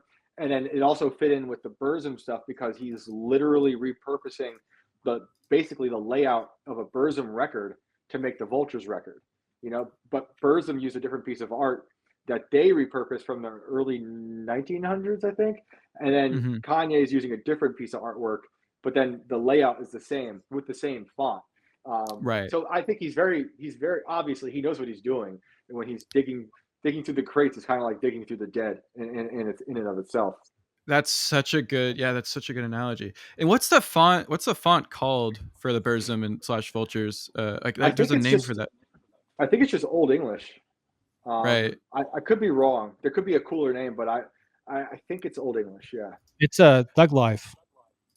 Thug Life. That's right. What do you think? Okay. The one saving grace that I felt like that was gonna happen for this project, because I after listening to everything on Vultures, like there's a lot of hits, but it's got enough misses to make me a little bit worried. But I just know that it's not the final product because it's Right. been through so many iterations since we heard it in Florida. But it's crazy that we're seeing now like liberal, like probably Biden voter JPEG Mafia. Like I love his music, but he's like, let's just be Yeah. real. Like he's a super liberal. Yep. It's crazy that like, but he keeps an open mind. Like he's always had an open mind about still wanting to work with Ye, despite all of his like white boy liberal fan base like just Right. telling him like don't mess with Kanye. And there are a lot of people that were hurt somehow to see that picture of JPEG Mafia with Kanye the other day. And I have no idea what they worked on or if they even did work on anything. But I mean, it seems like them getting together I is hope nothing I to hope they sneeze did. at. I hope they did. There's, if you've listened to there's different compilations of Vultures on YouTube, and there are songs on that record, should they come out officially, that are some of my favorite songs from Kanye ever. And one of them doesn't even have Kanye on it yet. It's the Beg Forgiveness track. I fucking love that song. Yes. Beg Forgiveness is so good, yeah. It's an interpolation of that guy from Hot Chip, but it's so fucking good. I love Worship. I love Gun to My Head, Unlock, you know, and then like the beat for Money on the Floor is great, but just like, it's just, to me, the joke in my head is like, I keep thinking this is like him doing Cash Money songs now, which I love Cash Money growing up. But it's just funny. But like the defense for all of this, minus what I'm talking about, the kid thing that I've been talking to some people about who don't like my take about the kid stuff. Put that to the side. I like your take. I think it's a good take. And, you know, but it's like people could disagree with that, and I don't want that to become like the way I feel about all of Kanye, because I still love Kanye, I love his art, but like people keep being like, well, what do you think then? It's like there's a way to interpret this. Everything always means something with him. Every record always has a thing, and so like the defense for that would, in my opinion, could possibly be like, man, I screamed at the top of my lungs about abortion, Trump, slavery being a choice, all this stuff for years, and everyone hated me. And I kept saying, you don't have a problem when black people rap about drugs and ass and violence. So this is him being like, well, this is what you wanted, right? You know, and that could very well be the case. It could be exactly. Yeah, I was thinking about that earlier. Yeah, exactly, because I was trying to think back to the time whenever Jesus is King was coming around, and whenever he had basically he's using his daughter to make that point. I would say that's still extremely wrong as a father. Is that what you think, or is that? I'm not picking on you, Shane. I'm just asking. Is that kind of like? Yeah. Okay. I don't know. I think if he did do that, that's sacrificing the innocence of your child. But like, he is in villain mode, you know, and maybe he's just not thinking about it. But like, yeah, the Jesus is King stuff is a far departure from where we are now. No, because people were so like in the comment sections when that was coming out, people were like, oh, like this isn't what I wanted, you know, like this is terrible. And people are always like, you know, like what happened to the, like, you know, like the whole My Liquor Yay or whatever. And then now that we're talking about like post Jesus is King, post Donda, we're in the Vultures era now everyone in the comments is like saying like, oh, what happened to the Christian values and stuff like that. And it just time and time again, it's always about I miss the old Kanye, which kind of goes to the whole him like replying to the random fan today, or allegedly he replied to it, because I can't tell whether those screenshots are real or fake. I personally don't think that's him writing those, honestly. I don't think that is, yeah. But who knows? Weird. But no, everyone is saying like find God. And look, I wish Donda to me is one of the best things he's ever done. It just encapsulates so much. It's like a beautiful collage of everything he's done, but also being like totally new, like he always is, and minimal. And it's like the most emotional stuff I've ever heard from him, beyond 808s, and the most like tough shit, the most like cathedral type beautiful beats, like in Heaven and Hell, like the best verses in Off the Grid. But like Kanye is always going to change. People who are always upset with that, like, what do you expect? This dude always changes, and as an artist, he should always be changing. And I also like people be like, well, he owes us albums and deadlines. I'm like, no artist owes you shit. First of all, he'll put it out when he wants to put it out. That's it. I want him to feel good about it whenever it comes out. That's all that matters. But like, yeah, I don't know, the God stuff. I always felt like I always felt like he couldn't be the Jesus is King yay forever. The Donda felt like a good extension of Jesus is King, where he's like, you know, he's going to take the curse words out. Oh, okay, whatever. I would prefer they were in there as a fan. I don't like the not hearing them part, but I don't know where we're at now. It could be like what I said earlier, but I don't know. You know, I don't know. I think it's very incomplete. I think he's still really working on it. If JPEG Mafia is still coming around, like, and maybe that's for Volume 3 for all we know. We have no idea. But right. Yeah, I hope. I just want to hear it. You know, I want to experience the full thing and see what's I just up. don't want to get a Green Day effect where it's like they did like the triple album and it's like, you know I'm talking about, like what was that whole like No. Oh yeah, Green Day did a thing a long time, and I'm not a Green Day fan, but it was like a marketing thing that they did where it was like Uno Dos Tres or something like that, and Okay. it was just like being smothered by like music that was just subpar, and it was like, They are oh Right. so god, like bad in person, so Oh, oh bad. oh yeah, so yeah, I no, I'm not surprised. I saw him in Santa Barbara outside. It was just awful. I was like, "Man, I gotta sit here this whole time. I can't waste the money. I've gotta watch the whole show." I've never been a fan of Green Day. And I love a lot of punk and pop punk, but for whatever reason, they just never did anything for me. they're not real. They're not Didn't like they Google? they're something Yeah. like inauthentic. Yeah, Hmm. Dookie's good. I mean, like I think everyone likes that album. You know, like I There's mean, a most few people are. songs. Yeah, but A like few after songs. that, like what's even the point? Like, Yeah, nothing. They do nothing for me. Especially when I see you on a train with Jimmy Fallon, then I know it's time for me to really stop caring at all. What do you yeah, Hey, what do you think about, Kanye being Gen X? What do you mean? Well, Like hey, as he Generation X, mhm. and like how his age might reflect on him being an Generational. artist, or Yeah, ah, how do you think growing up in the '80s and the '90s, and becoming an artist, I guess, in the late '90s, early 2000s, how do you think that plays into who he is today as an artist? I mean, the Gen X is some of my favorite artists, but I'm also, that's the people who I look up to. So I have like no option other than the ones who are far back who are dead. But I'm sure, I mean, by the time the 90s are rolling around, and you might disagree with me, I think the 90s are peak civilization. It And was I just, disagree. I've heard that a lot. And I'm gonna if I ever well, you guys, we're gonna talk about this. I think we got my favorite rap, but this is also could be a Oh, nostalgia thing because it oh, was hold when I on. really, You mean peak as in the zenith, not the last, right? yes, not the Okay, last, okay, not the that's last. not what I thought you were saying. No, I thought you were no, saying the not the last. last. I just mean in terms of like, imagine being Kanye in the 90s or us. I'm 38. The 90s were amazing for me in terms of You're music. millennial.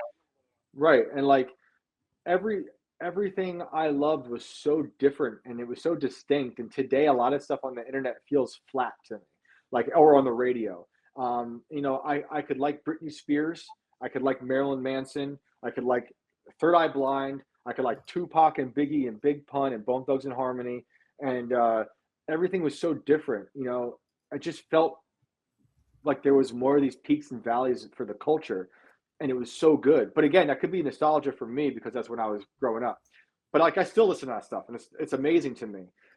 So I'd imagine for Kanye growing up in that time, it's like if we're gonna go with that being peak civilization, it's like you're now being you're growing up at a great point in for culture, and you're also now inheriting the internet and cable TV and MTV at its prime, or maybe towards the end of its prime, but still.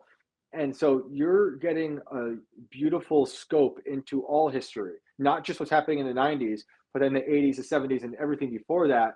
And you have more access to more art. So it's like the 90s created, it was perfect for Kanye because it was like, not only did he have like dug through the crates like most artists, most rappers were people making beats from the 70s and 80s, but now he's also like on the internet. He's exposed to blogs. Like he was blogging before most people. So it seems like I don't know. Yeah, I feel most like it people don't was realize probably a that really good thing for him. his old site used to be a blog. I remember going to it and saying, "Why Yeah, is he doing a blog?"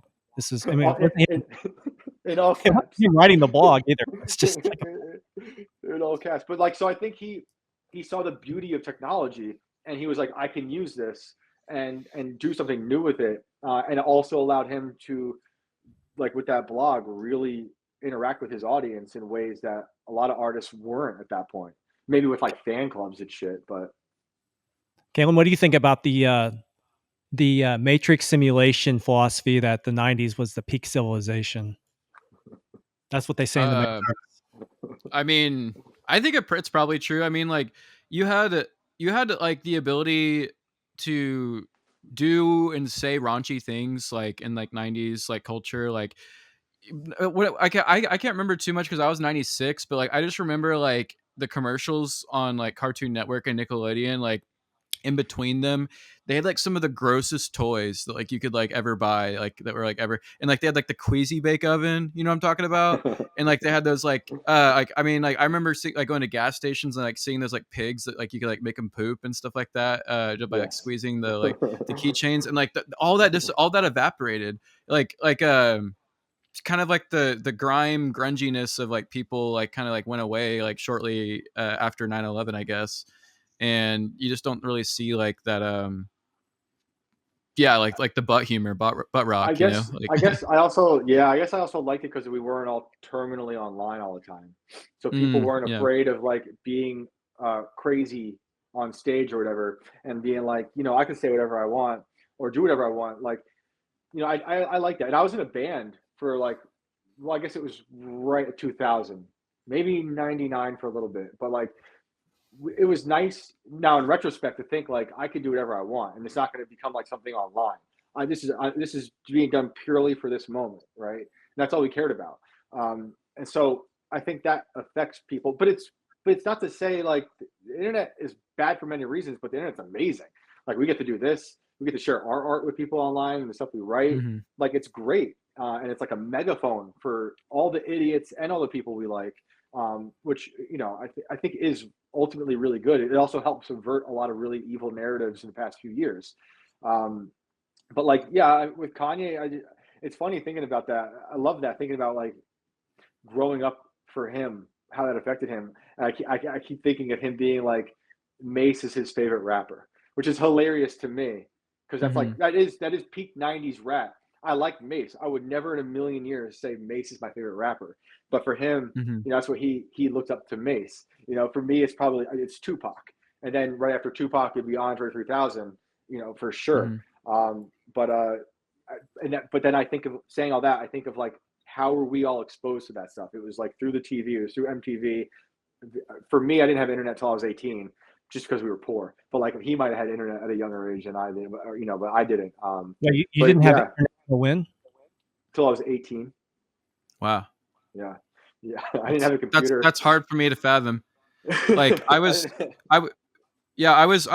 like too busy like in my like essential years, like just like playing Counter-Strike when I should have been like probably like outside, like but at the same time, like I was able to make virtual mistakes, so it's like I would like troll someone or like be rude to them or like whatever, but it's like my sister, who was 10 years older than me, like she would like make mistakes more so like IRL, and like me as the younger brother, like I would like learn from like all the things that she got in trouble for, so like I never got in trouble, so that's and then funny. Like when I wanted to push the envelope with people, like I could just like do it virtually, so it was like such a weird like dynamic, like but like her and I get along so well, it's like being that 10 years apart, and you're basically like 11 years older than me, Shane, so it's interesting. I will say you have a much like better grasp on like culture than like even like an average like 25-year-old, like you like you just like you, I don't know, like you're when I see like the like music that you like run through like in a given week, like it's just like so prolific. It's like Anthony Fantano level, except without the annoying factor. Like I'm gonna fight him one day. We should get a fight going. Yo, let's call him out right now. Let's call Fantano right now. Anthony Fantano, meet me at the fucking flagpole at 2:30. I met him once in Austin, Texas. It was an interesting experience. Really? Well, yeah, I saw his cult. Yeah, I saw his cult, and I was able to get like a one-on-one with him for like 10 minutes because he was like, does anyone know where like a vegan eatery is at? And I remembered I'd like walked past like a falafel truck like 15 minutes before that, and I was like, hey, I know one. So like I just like got to walk with him, and I asked him, I'm like how does it feel just to be like someone who kind of just babbles out like anything you want to on any given day, and like people treat your word like it's gospel? Because I was like at a point where like he had less hate, less critics and stuff like that. Still talking to Sam Hyde, probably. Yeah, he was probably still doing the podcast with Sam Hyde. Right. Isn't that funny? I was just going to ask if this when you saw him was pre the canceling he went through or afterwards.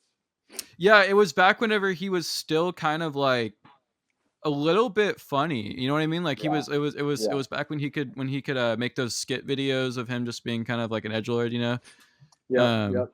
I used to watch him all the time, even though he really wasn't a Kanye fan. I disagree with his Kanye reviews so much, but I thought he had a lot of really good takes about a lot of stuff. My favorite album, or one of my favorite albums, is by this band Daughters. They're like a kind of real Oh, I heavy love weird Daughters. band. Oh, Have you word. seen that? Have you seen them live at all? Oh, many. I played with them once actually. What? Yeah. I opened for Daughters. I loved. I'm actually pretty good friends with Lex. I love Oh my Lex. god. Yeah, That's yeah. incredible. Yeah, no, I was so stunned the first time the only time I ever saw them live is in Oklahoma City, and yeah, like the way that he just like beats like the microphone like on his head like is like part of the performance. Like it's When kind of was it? intense. What tour? Oh, it was right after it was on the tour for I forget like the one with like the gas mask album or like it looks like the gas The mask white face. face. Is it like a Yeah, white yeah, yeah. face? Yeah. Okay. So Mhm. you won't get what you want. So Right. Anthony Yeah. Fantano, that was a record of the year for Anthony Fantano, and I was like, yes, that is the record of the year. I think that band is just. I've been listening to them since they were As the Sunsets in Mhm. like the late '90s, and then that band is unbelievable. Honestly, I say this all the time. I really do mean it. Kanye and Daughters are like my favorite things in music, and both those bands are similar because they will also change every album.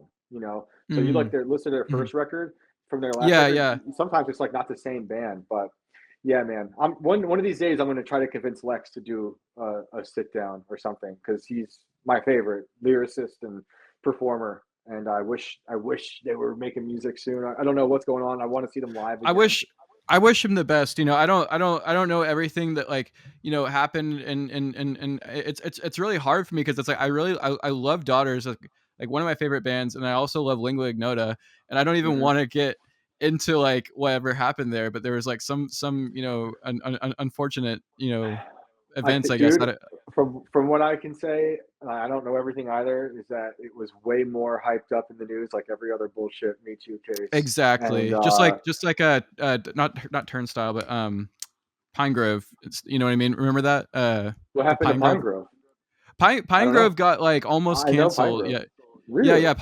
Pine Grove and it was like over some BS allegations, and like now Pine Grove's like back to like everyone you're cool to like Pine Grove again. And in case you didn't know, like you're allowed to like him again I didn't cuz know. I always liked him. I totally missed it. And yeah, no, Lex, like the rest of us and like a lot of people, not a perfect person, but not Mhm. definitely not the person that the news made him out to be. And I think personally, Lingua's full of shit. And I wish Hell yeah. I went down a different way because someone sees it in Marilyn Manson, all these people like, and they're going to shoot down. And look, Mhm. there's obviously bad people in the world that do bad shit. But there's Mhm. also opportunist motherfuckers who take advantage of the Me Too victimhood currency and say, I don't I'm going to take that person out. I don't think they can be worse than like David Bowie or John Lennon. Like I don't Right. you know what I mean? Like Right. like Right.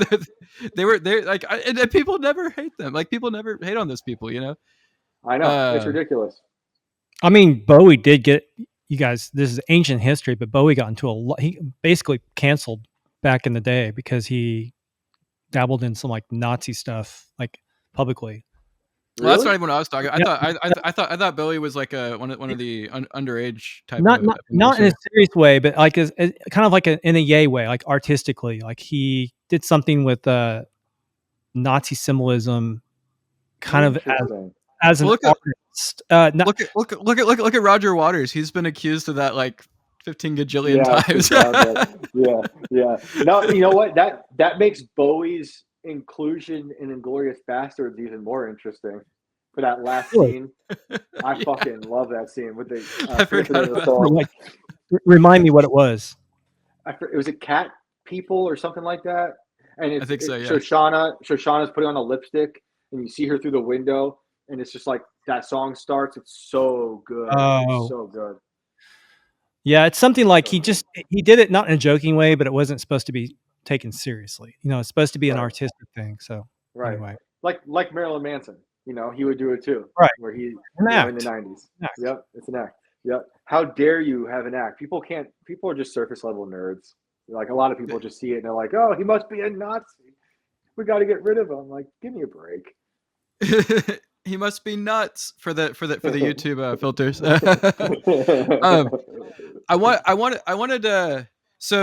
I wanted to bring this back to Donald Trump because we kind of talked about him in the beginning, and I wanted to I wanted to blend a question that was perfect for tonight because we just saw he handedly won New Hampshire. Like that happened while we were having this discussion. Nikki Haley is still saying she's somehow still, yeah. Anyways, glazing over all that, basically like we have the vote in November. To me, it's not even like about voting for like who has the best policies. Like it's literally like it's like do you choose to send someone to jail or do you not? Because Right. we know that they're going to throw him in jail if he loses. Like that's their end goal. That's what they want. They want to get a conviction before the election so that it looks more bad. But honestly, I haven't, because everyone said that he would have been unpopular, before he was indicted. Like everyone was saying that they wouldn't have voted for him if he was indicted, but his popularity shot up after the indictment. So I'm hard pressed to believe that a conviction would work the way that an ordinary conviction would work on most people, where it's like, oh, like I'm not going to vote for this person anymore, because that's just not how it's going to go in this situation. Like it's No. what are we looking at here? Like we're about to basically have the first ever like choose whether to send someone to jail question on the ballot. Like that's kind of crazy, right? Yeah, I think we're going to see more support for Trump than people imagine. Honestly, I saw more support for Trump in 2020 than people At the imagine. A polls? lot of us did. I don't know how much I believe in polls, but yes, probably even polls. Like, but polls to me, like there are people who do polling well. Speaking of Carrie Lake in the trial, Richard Barris was there. He seems to do a good job, but like I don't know how much we can rely on polls, especially after 2016. But I mean, just like I'm talking to so many people now who exiled me during lockdowns or for some shit I said about George Floyd Mhm. or Trump, and now there might be more radical than me. Well, when I I'm say like, polls, I mean voting. oh yeah, I think they're gonna show up to vote for Trump, and I think they're gonna Mhm. overwhelmingly show up. I hope we can trust those votes, uh, but I think it might be hard to even show that he didn't win. Because I don't believe that last election. I think that shit was whack. I think it was fake. Mm-hmm. After what I saw in that courtroom with Kerry Lake, if that can happen in a county like Maricopa with the ballot size stuff and all the weird stuff and the lying in a courtroom, that stuff is happening all over the place. We saw a lot of different videos. Did did So did did you already believe that before the Carrie Lake situation, or did that just solidify it for you? it solidified it. I definitely Yeah. thought something was up, and I'm like, how do we even trust machines? Because I remember Elizabeth Warren put out a letter, maybe 2016 ish, I remember about that. Yeah. Dominion voting machines. You're like, we can't trust them. I'm like, you know what? I don't like Elizabeth Warren, but that's a pretty good point because like I don't. I just want paper ballots. I want to go up there and be like, that's a person, that's a ballot, and that's that. But yeah, the Kerry Lake thing solidified it. So I don't know. I think people are going to show up overwhelmingly in support of him from a lot of places that you didn't think previously would happen, and yeah, but we'll see. I don't know. What I don't know what did you what think? they're going to do What to did you stop think it. about that clip that I saw online? Maybe you didn't see it, but it's basically Klaus Schwab sitting there with Sergey Brin at the stage at the World Economic Forum. And he says, basically, Google can predict what people want, so we don't need to vote anymore. I didn't see that. I didn't see that, but I'm that's paraphrasing, but that's basically what happened. And Sergey didn't say it. He just kind of sat there like, like a puppet. that's their wet dream, man.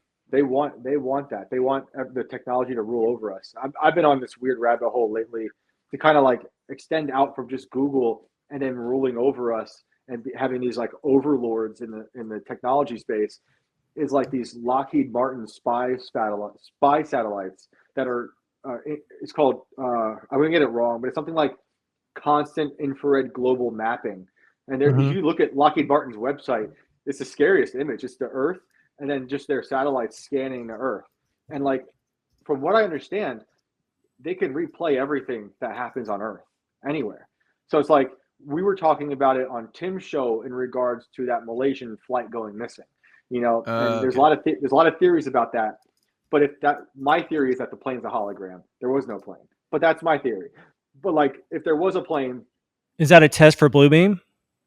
yeah, in my opinion, yes. But like, if there was a plane and those 5 satellites are there, and that plane did go missing, those satellites would be able to know where that plane went, and we would say we can't interfere either because we don't want the general public to know or whatever. But like, those satellites are there. They're up in the sky.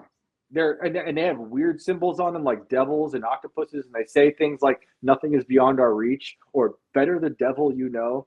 So I bring all that up because I'm like, Wait, are you talking about those, the patch from the cybersecurity forces that had the octopus that said nothing is beyond our reach? Is that yeah, what? yeah, those Yeah. are our spy satellites. And but like, so Google knows what you want, but like, those satellites are mapping your every move. I believe that fully, and like, I think people have to come to terms with like, you are being spied on more than you think you are. Even if you think you're everything on this planet is watching you, which I do think we're in a police state, the phones, the cameras everywhere. It's far worse than that. It's Google and it's these like false gods circling the earth that are giving Lockheed Martin and our government all your information, every move you make. And that's what WEF wants.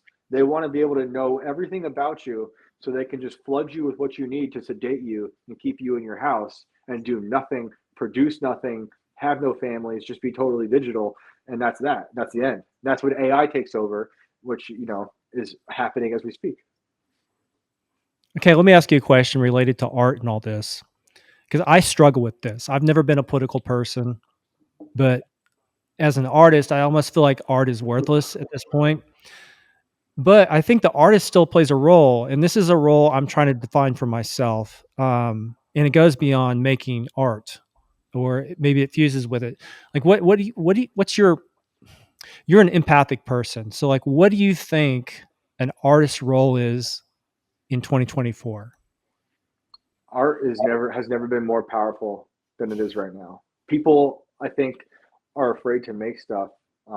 But right now, I think the greatest impact art can do is subvert the the powers that be, which is what art has always done. And it's to share whatever you're thinking authentically about the situation going on. Unfortunately, politics has infected a lot of things. We know we talked about that, and it's everywhere. I think you have to just it depends on what you make, but it's just not being afraid to say whatever it is you have to say, especially if you don't agree with a lot of stuff coming out of the leftist camp. Mm-hmm. Um, but I think so much art right now is flat, and it's playing it safe because everyone's afraid of not getting on Kimmel or not getting that review in Pitchfork. That stuff is all dead to me, and it should be dead to everybody else. R.I.P. R.I.P. It's straight up R.I.P. Like, right now, the artist has the ability to have the most power artists have ever had with things like YouTube, Substack, you name your platform, and you can get out. Yes, yeah, or Twitter. Yes, you could be suppressed on those things, and the algorithm can suck, but you can destroy the middleman and get right to the people and share exactly what you want. And that to me is the most beautiful thing. I do personally fear that they're going to find a way to get us to find a way to prevent us from talking on the internet in the next year. That does scare me. You've heard the refrain that art is like basically art is the medium, right? And so there's a couple things like I would like to have a longer, more in-depth conversation with you about art at some point in the future. But if we look Yes, at pop, like I think a lot of the problem started with mass media and pop art, so to speak. right. And I would even go into the rhetoric of Andy Warhol at that time, Yep. like that things had to be derived from popular culture, which was derived from commercial culture, which was derived from corporations and messaging and all that. And we've Yep. evolved from there. But now the medium is not the message, the medium kills the message. We are in a Yeah. point where everything's mediated through social media or the internet. Um, and we can't communicate, like you said, we can't express these ideas. And that's where uh, I think memes have really solidified a path forward for artistic expression because memes aren't they're in contrast to what the corporate messages or like what's popular online. It's not about being popular anymore. It's about being, like you said, subversive and having your own idea. And that's something, to me, there's two sides to memetics. One is that you just go along and you brainwash, you're a robot to what everyone else says has to happen or sees happening. And then there's the idea that you can take that and flip it. And I like that about Kanye, is he does that. Mm-hmm. And I get that it's controversial, but that's what people need to be, like, jolted out of it. And hopefully that's part of what, somebody like him could do.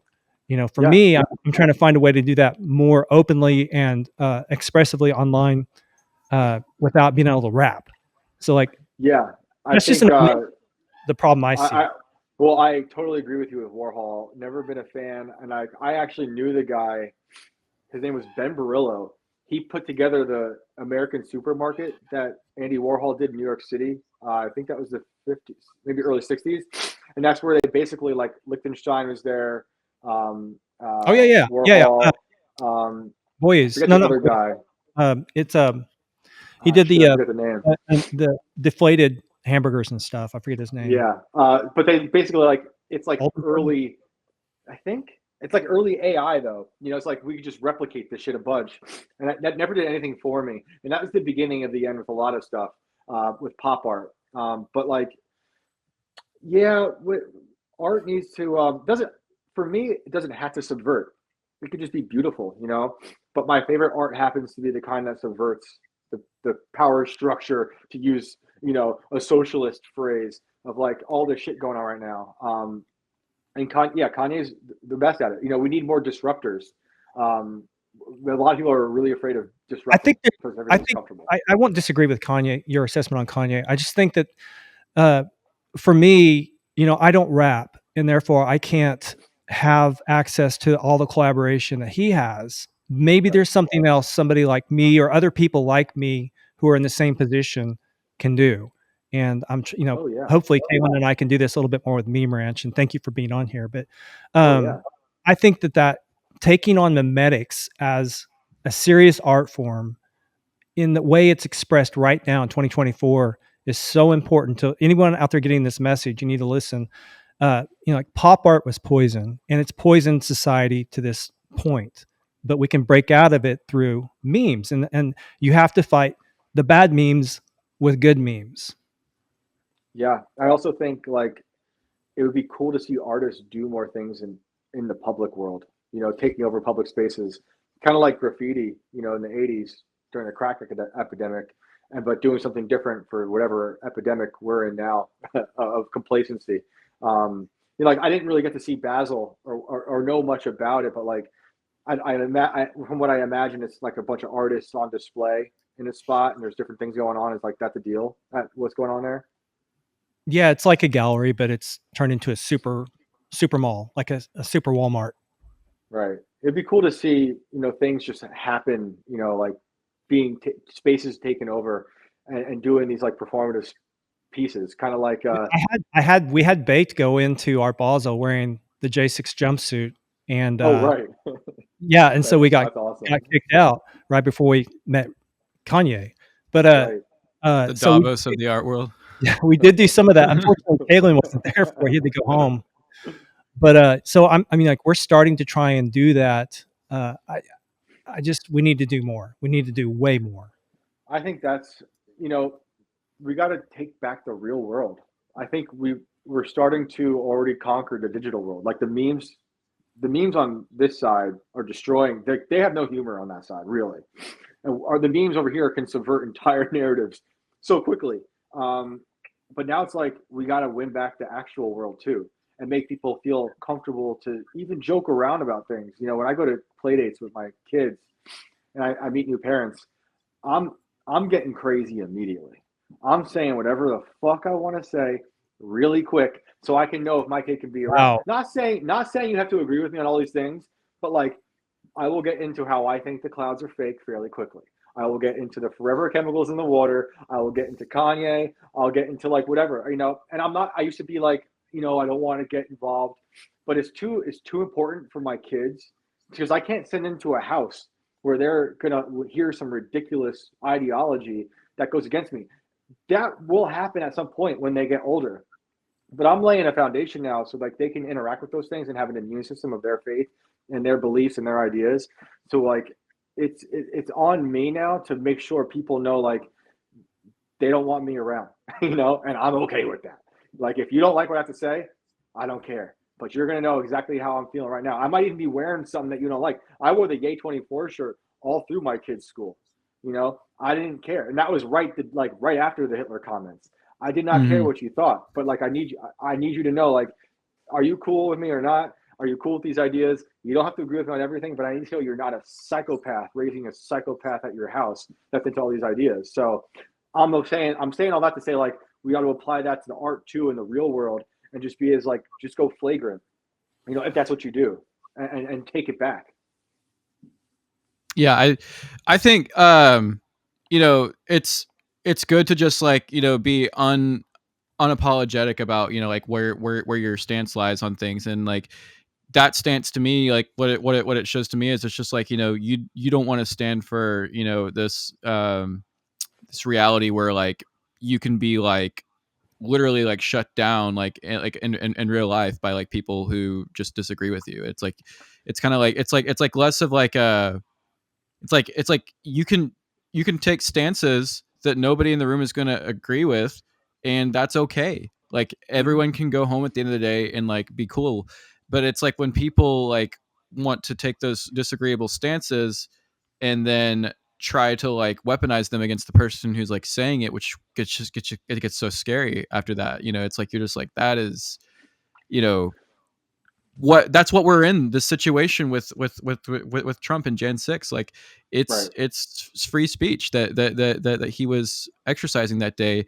It was, I'll go out of my way and say it, like it was his official business to want to make sure that the election was run free and fair, and that was what he was saying. That's Not only that, and he's representing all the people who voted for him. So, Right. mhm. I mean, he's Yep. doing it for us as well. Yep.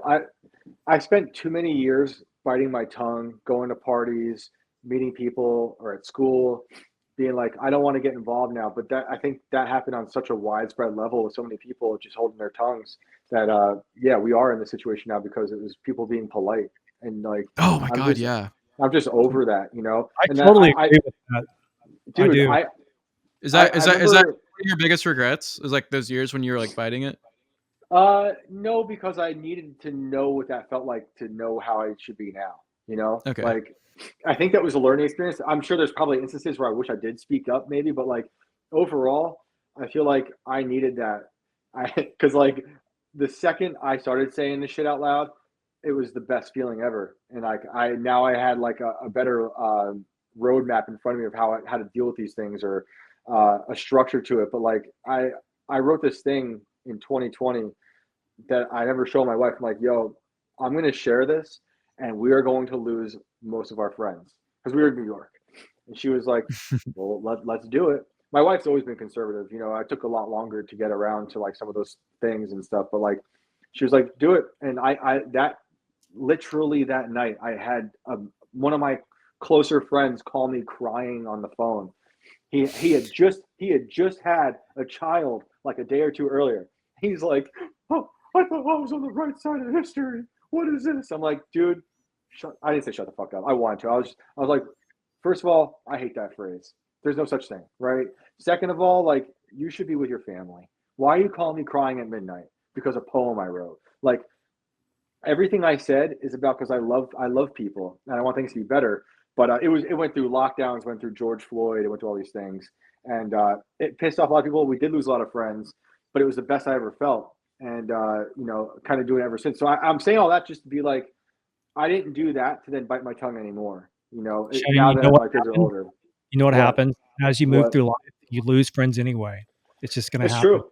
It's true. It's true. And I've definitely lost friends before that. I hadn't lost so many friends at one time yet. That was an interesting thing.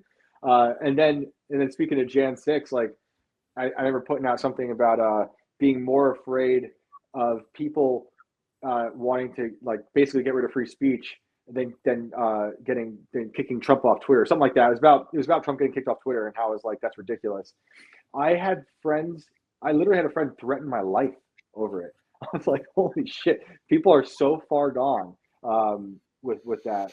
So yeah, I encourage everybody to speak very openly and loudly, especially as we move into this And be this wrong next if you year. need to be wrong, so you can be right.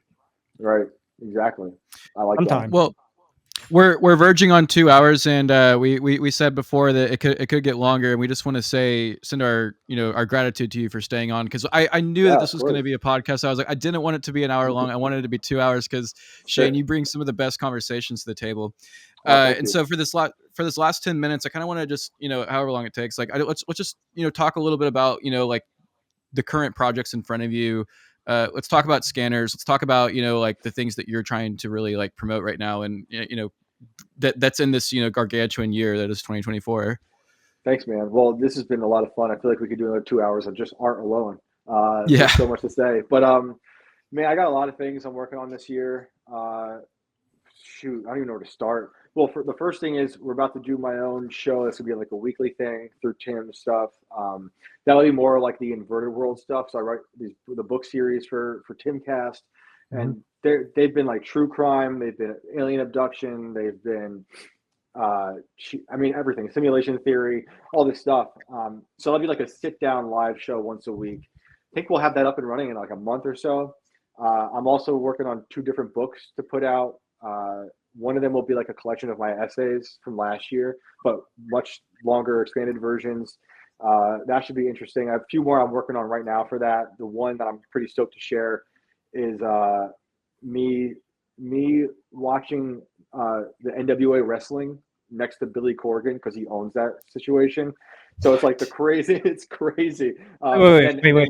I missed something there. Something about Billy Corgan and wrestling. What happened? Yeah, so Billy Corgan owns NWA wrestling, No. the national. Yeah, so he's owned it for years. He's a huge wrestling fan, and I randomly became friends with the guy who would eventually become the heavyweight champion of the NWA. And I remember talking to him. He's awesome. His name's EC3, and I basically went out to profile him, and then didn't realize that I would get to be around Billy for a little bit, and then watch wrestling happening with Corgan, who's like, he's very involved with the story and all this stuff. So that's one of those stories I'm working on now that will also be in that book. And then the goal is to also have, I'm trying to do like a larger project on my whole fake clouds thing. Cause like, Hell yes. I really, really want people to understand, because sometimes they just think I'm talking about chemtrails, but like there's a whole hierarchy to the fake clouds situation. It's not. I've been looking chemtrails. at clouds differently since you said it, especially when you're in the air. Like that's when they look the most sketch. You're like, there's something off here. They look sketch up there. They look sketch down here. So are they holograms? Give me a little bit on this, just for the sake of on the pod. Okay, so there's a because I want to hierarchy. make sure I'm not going to fly into like a large brick object while I'm in the air. So there could be hologram clouds for the sake of cloaking secret technology that our government's working on. Okay. I do believe that. But mostly people hear the fake clouds thing, they think of chemtrails. Obviously, those are happening. Those aren't contrails. Contrails are the short tails of smoke behind a plane. Chemtrails are the ones that expand throughout the whole sky and then themselves expand like spiderweb. Right. Bad stuff. That is bad. And then, but it doesn't stop there, because if you're willing to accept that there's forever chemicals in our water supply, in our lakes, in our rivers, which obviously, I mean, I grew up on the Hudson River. That shit is filled with bad stuff. That stuff goes back up into the air, into the clouds. So I call them what were once vintage clouds have now become fake clouds filled with poison that comes raining down on us, right? So there's all different types of these clouds. And there's also the ones that are just sent up there from different, factories. Tim was recently in Alaska, and he sent me this ridiculous footage of just billowing smoke. Or think about what happened in East Palestine with that giant plume of smoke. Where do you think that goes? Or Fukushima, or Chernobyl, or the atom bomb. That all becomes clouds. The clouds are just, and they're regenerating constantly. So the idea maybe is like maybe not fake clouds, but cloud factories, like cloud factory Well, kind of like. I think there are legit fake clouds, whether it's the Okay. hologram clouds or the Okay. chemtrails. Yeah. But then there's also vintage clouds that have become poison clouds. I call them poison clouds. But they're all Okay. they're all they're all poison clouds, really.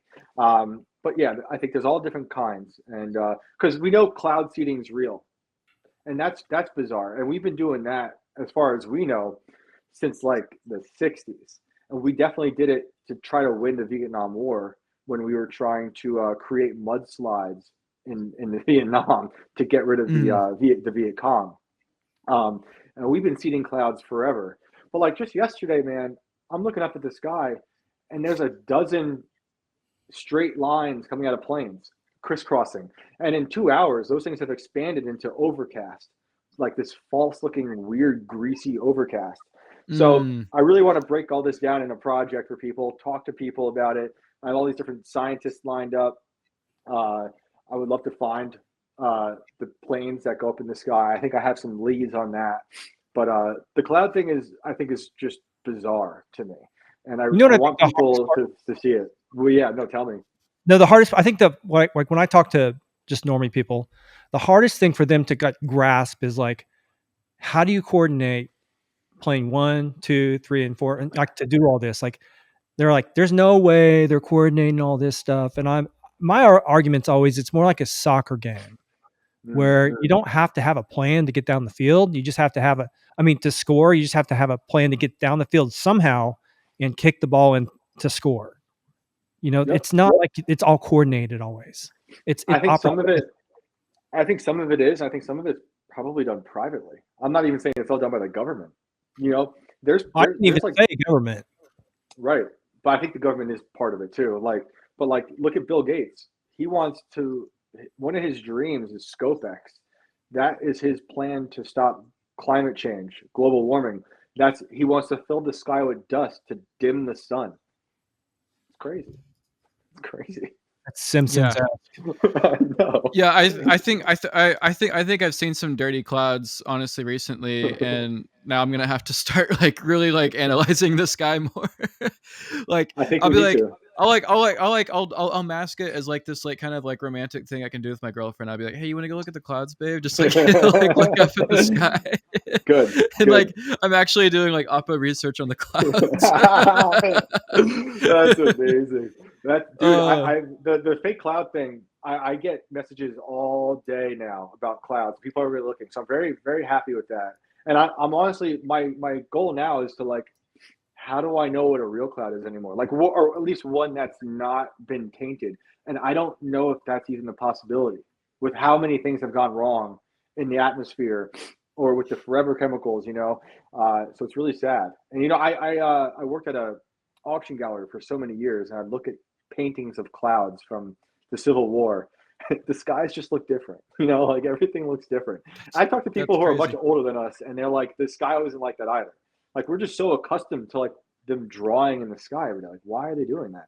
So that is a thing I'm working on. And then the other thing is this other piece on Marilyn Manson. Speaking of art and controversy, um, I really wanted to do like a real deep dive on him as an artist, looking at Columbine, but also the Me Too stuff that happened to him, because I think that shit is bogus. What happened to him, Me Too wise, with Evan Rachel Wood. So I've been spending some time with that, and I hope to have that out sometime soon. And that might also find its way as a part of the book I'm working on. But yeah, I'm juggling a bunch of things right now. It's fun. Well, You you're want killing it, man. Can I throw like a weird thing I noticed? I don't know that I've ever seen this brought up anywhere else. So this is like Yeah. my own observation. Yes. In 2019, I had HBO still. I still had cable, and I was watching a show called it was oh fuck, what was it called? Okay, Jeremy Irons was in it. It was based on Entourage. no no, it I'm was Oh, a, like, I got you. Hang on. do you know what okay. it was? Was it Watchmen or? Yes, oh yes, Watchmen, the second. Oh yeah, yeah. Did you okay. I did. Did Yeah. you notice anything weird about the themes and subjects in that? Well, The there was a topic? lot of like it was a lot of race stuff. Okay. And what Yeah. else? Shit, what else Just think was there? 2020. Like, think of the major aesthetic or like dangerous things in 2020, Were there and were then there think of the gas movie. masks or Yes, like mask. You yeah had to wear a yeah mask. yeah If you that's didn't wear a right. mask, dude, go back and watch some of this. If you didn't in the movie or in the series, if you didn't wear a mask, you were a Interesting. lawbreaker. The cops had to wear it for their own safety. Um, Interesting. and then there was That's good. they started it out with the Tulsa riots over 100 Yep. years ago, and so Right. like it got it was sort of it acted as a wedge between like white and black communities, just in like hey look, you broke your leg a year ago and that guy made you do it. How do you feel about that? Like bringing up stuff that's been dead and buried for a Right. century, and then causing tension again. It's like, and then you have the whole Summer of Peace. So I'm just saying, to me, it is such a weird coincidence that Yeah. these topics were broached in this uh, thing right around Christmas of 2019, and then all of a sudden, 4 months later, 3 months later, we have 2020. And unless I'm wrong, so someone might have to fact check this, but that race stuff I don't think is in the book. It's been a long time since I read the book, which is amazing. The graphic novel I would of be hard Watchmen. pressed to think that Watchmen had anything about the Tulsa race riots in the book. I That don't seems think weird it to did. me. I don't think it did, but like, it's funny you mentioned that about HBO and like this maybe kind of predictive programming thing. Um, I look at the show The Leftovers, which is one of my favorite shows Oh, ever. I love The Leftovers. Yes. And that shit to me predicted the COVID world. A bunch of people disappear, all these weird cults pop up. It's mayhem. It's dystopian. We're living our lives. I think of that movie all the time. And also in terms of like how we experience grief. This we've been like descended into grief for years now, whether it's about politics or COVID or just whatever. That show to me really symbolized a society in collapse, and then here we are, which to me feels like we're totally in a society in collapse. And I don't want to black people too much, but America has got its problems right now, but the rest of the world is so much worse, I believe. So Yeah, I agree, and I should say like I'm not black pilled. I used to be before my kids. I'm not Maybe either. I'm convincing I don't myself. want to Yeah, be that. yeah. No, we cannot be black pilled. Yeah, We I shun black pillars like good. 100%. Like if anyone Hell ever yeah. gives me some black pilled stuff, like I'm just like, no, bro, like Yep. can't have I that. just Like keep telling people like we have to be psychotically optimistic because it's so dark out yes. there. It seems insane to still be optimistic, but we have to be. This shit is cyclical. We've been through terrible shit before. There's been world wars. There's been crazy shit. You know, it's going to happen. It's going to get better. Will we see it get better? I like to think so. I hope my kids will see it better. I'm also glad like I have to deal with it now instead of my kids. They'll deal with their own shit for sure. They're not going to have it easy either. But I like that like I'm building an armor against just how depraved the world can get now. So my kids can see me get that armor, and then they can do Mhm. it, have that armor for whatever they're going to experience, which is going to be crazy too, because it's just how it is. But yeah, I have to stay optimistic for my kids, for myself. The black pill stuff just constantly, like when I see it now, I'm like, you can't give up. It's like it's a form of spiritual suicide. Mhm. What do you say you have to be psychotically optimistic? Psychotically Yeah, optimistic, yeah. yeah, I like yeah. that. Well, Shane, I mean, I think this wraps up a a novel of a podcast, and I hope that the viewers take away from this that we can't be black pilled. We have to be psychotically optimistic, and we have to keep questioning these damn clouds because Right. there's something crazy going on there. Yes. Um, thank you for coming on the Meme Ranch. We're gonna do a little outro, and we'll Sick. see you guys next time. Thank you guys. That was awesome.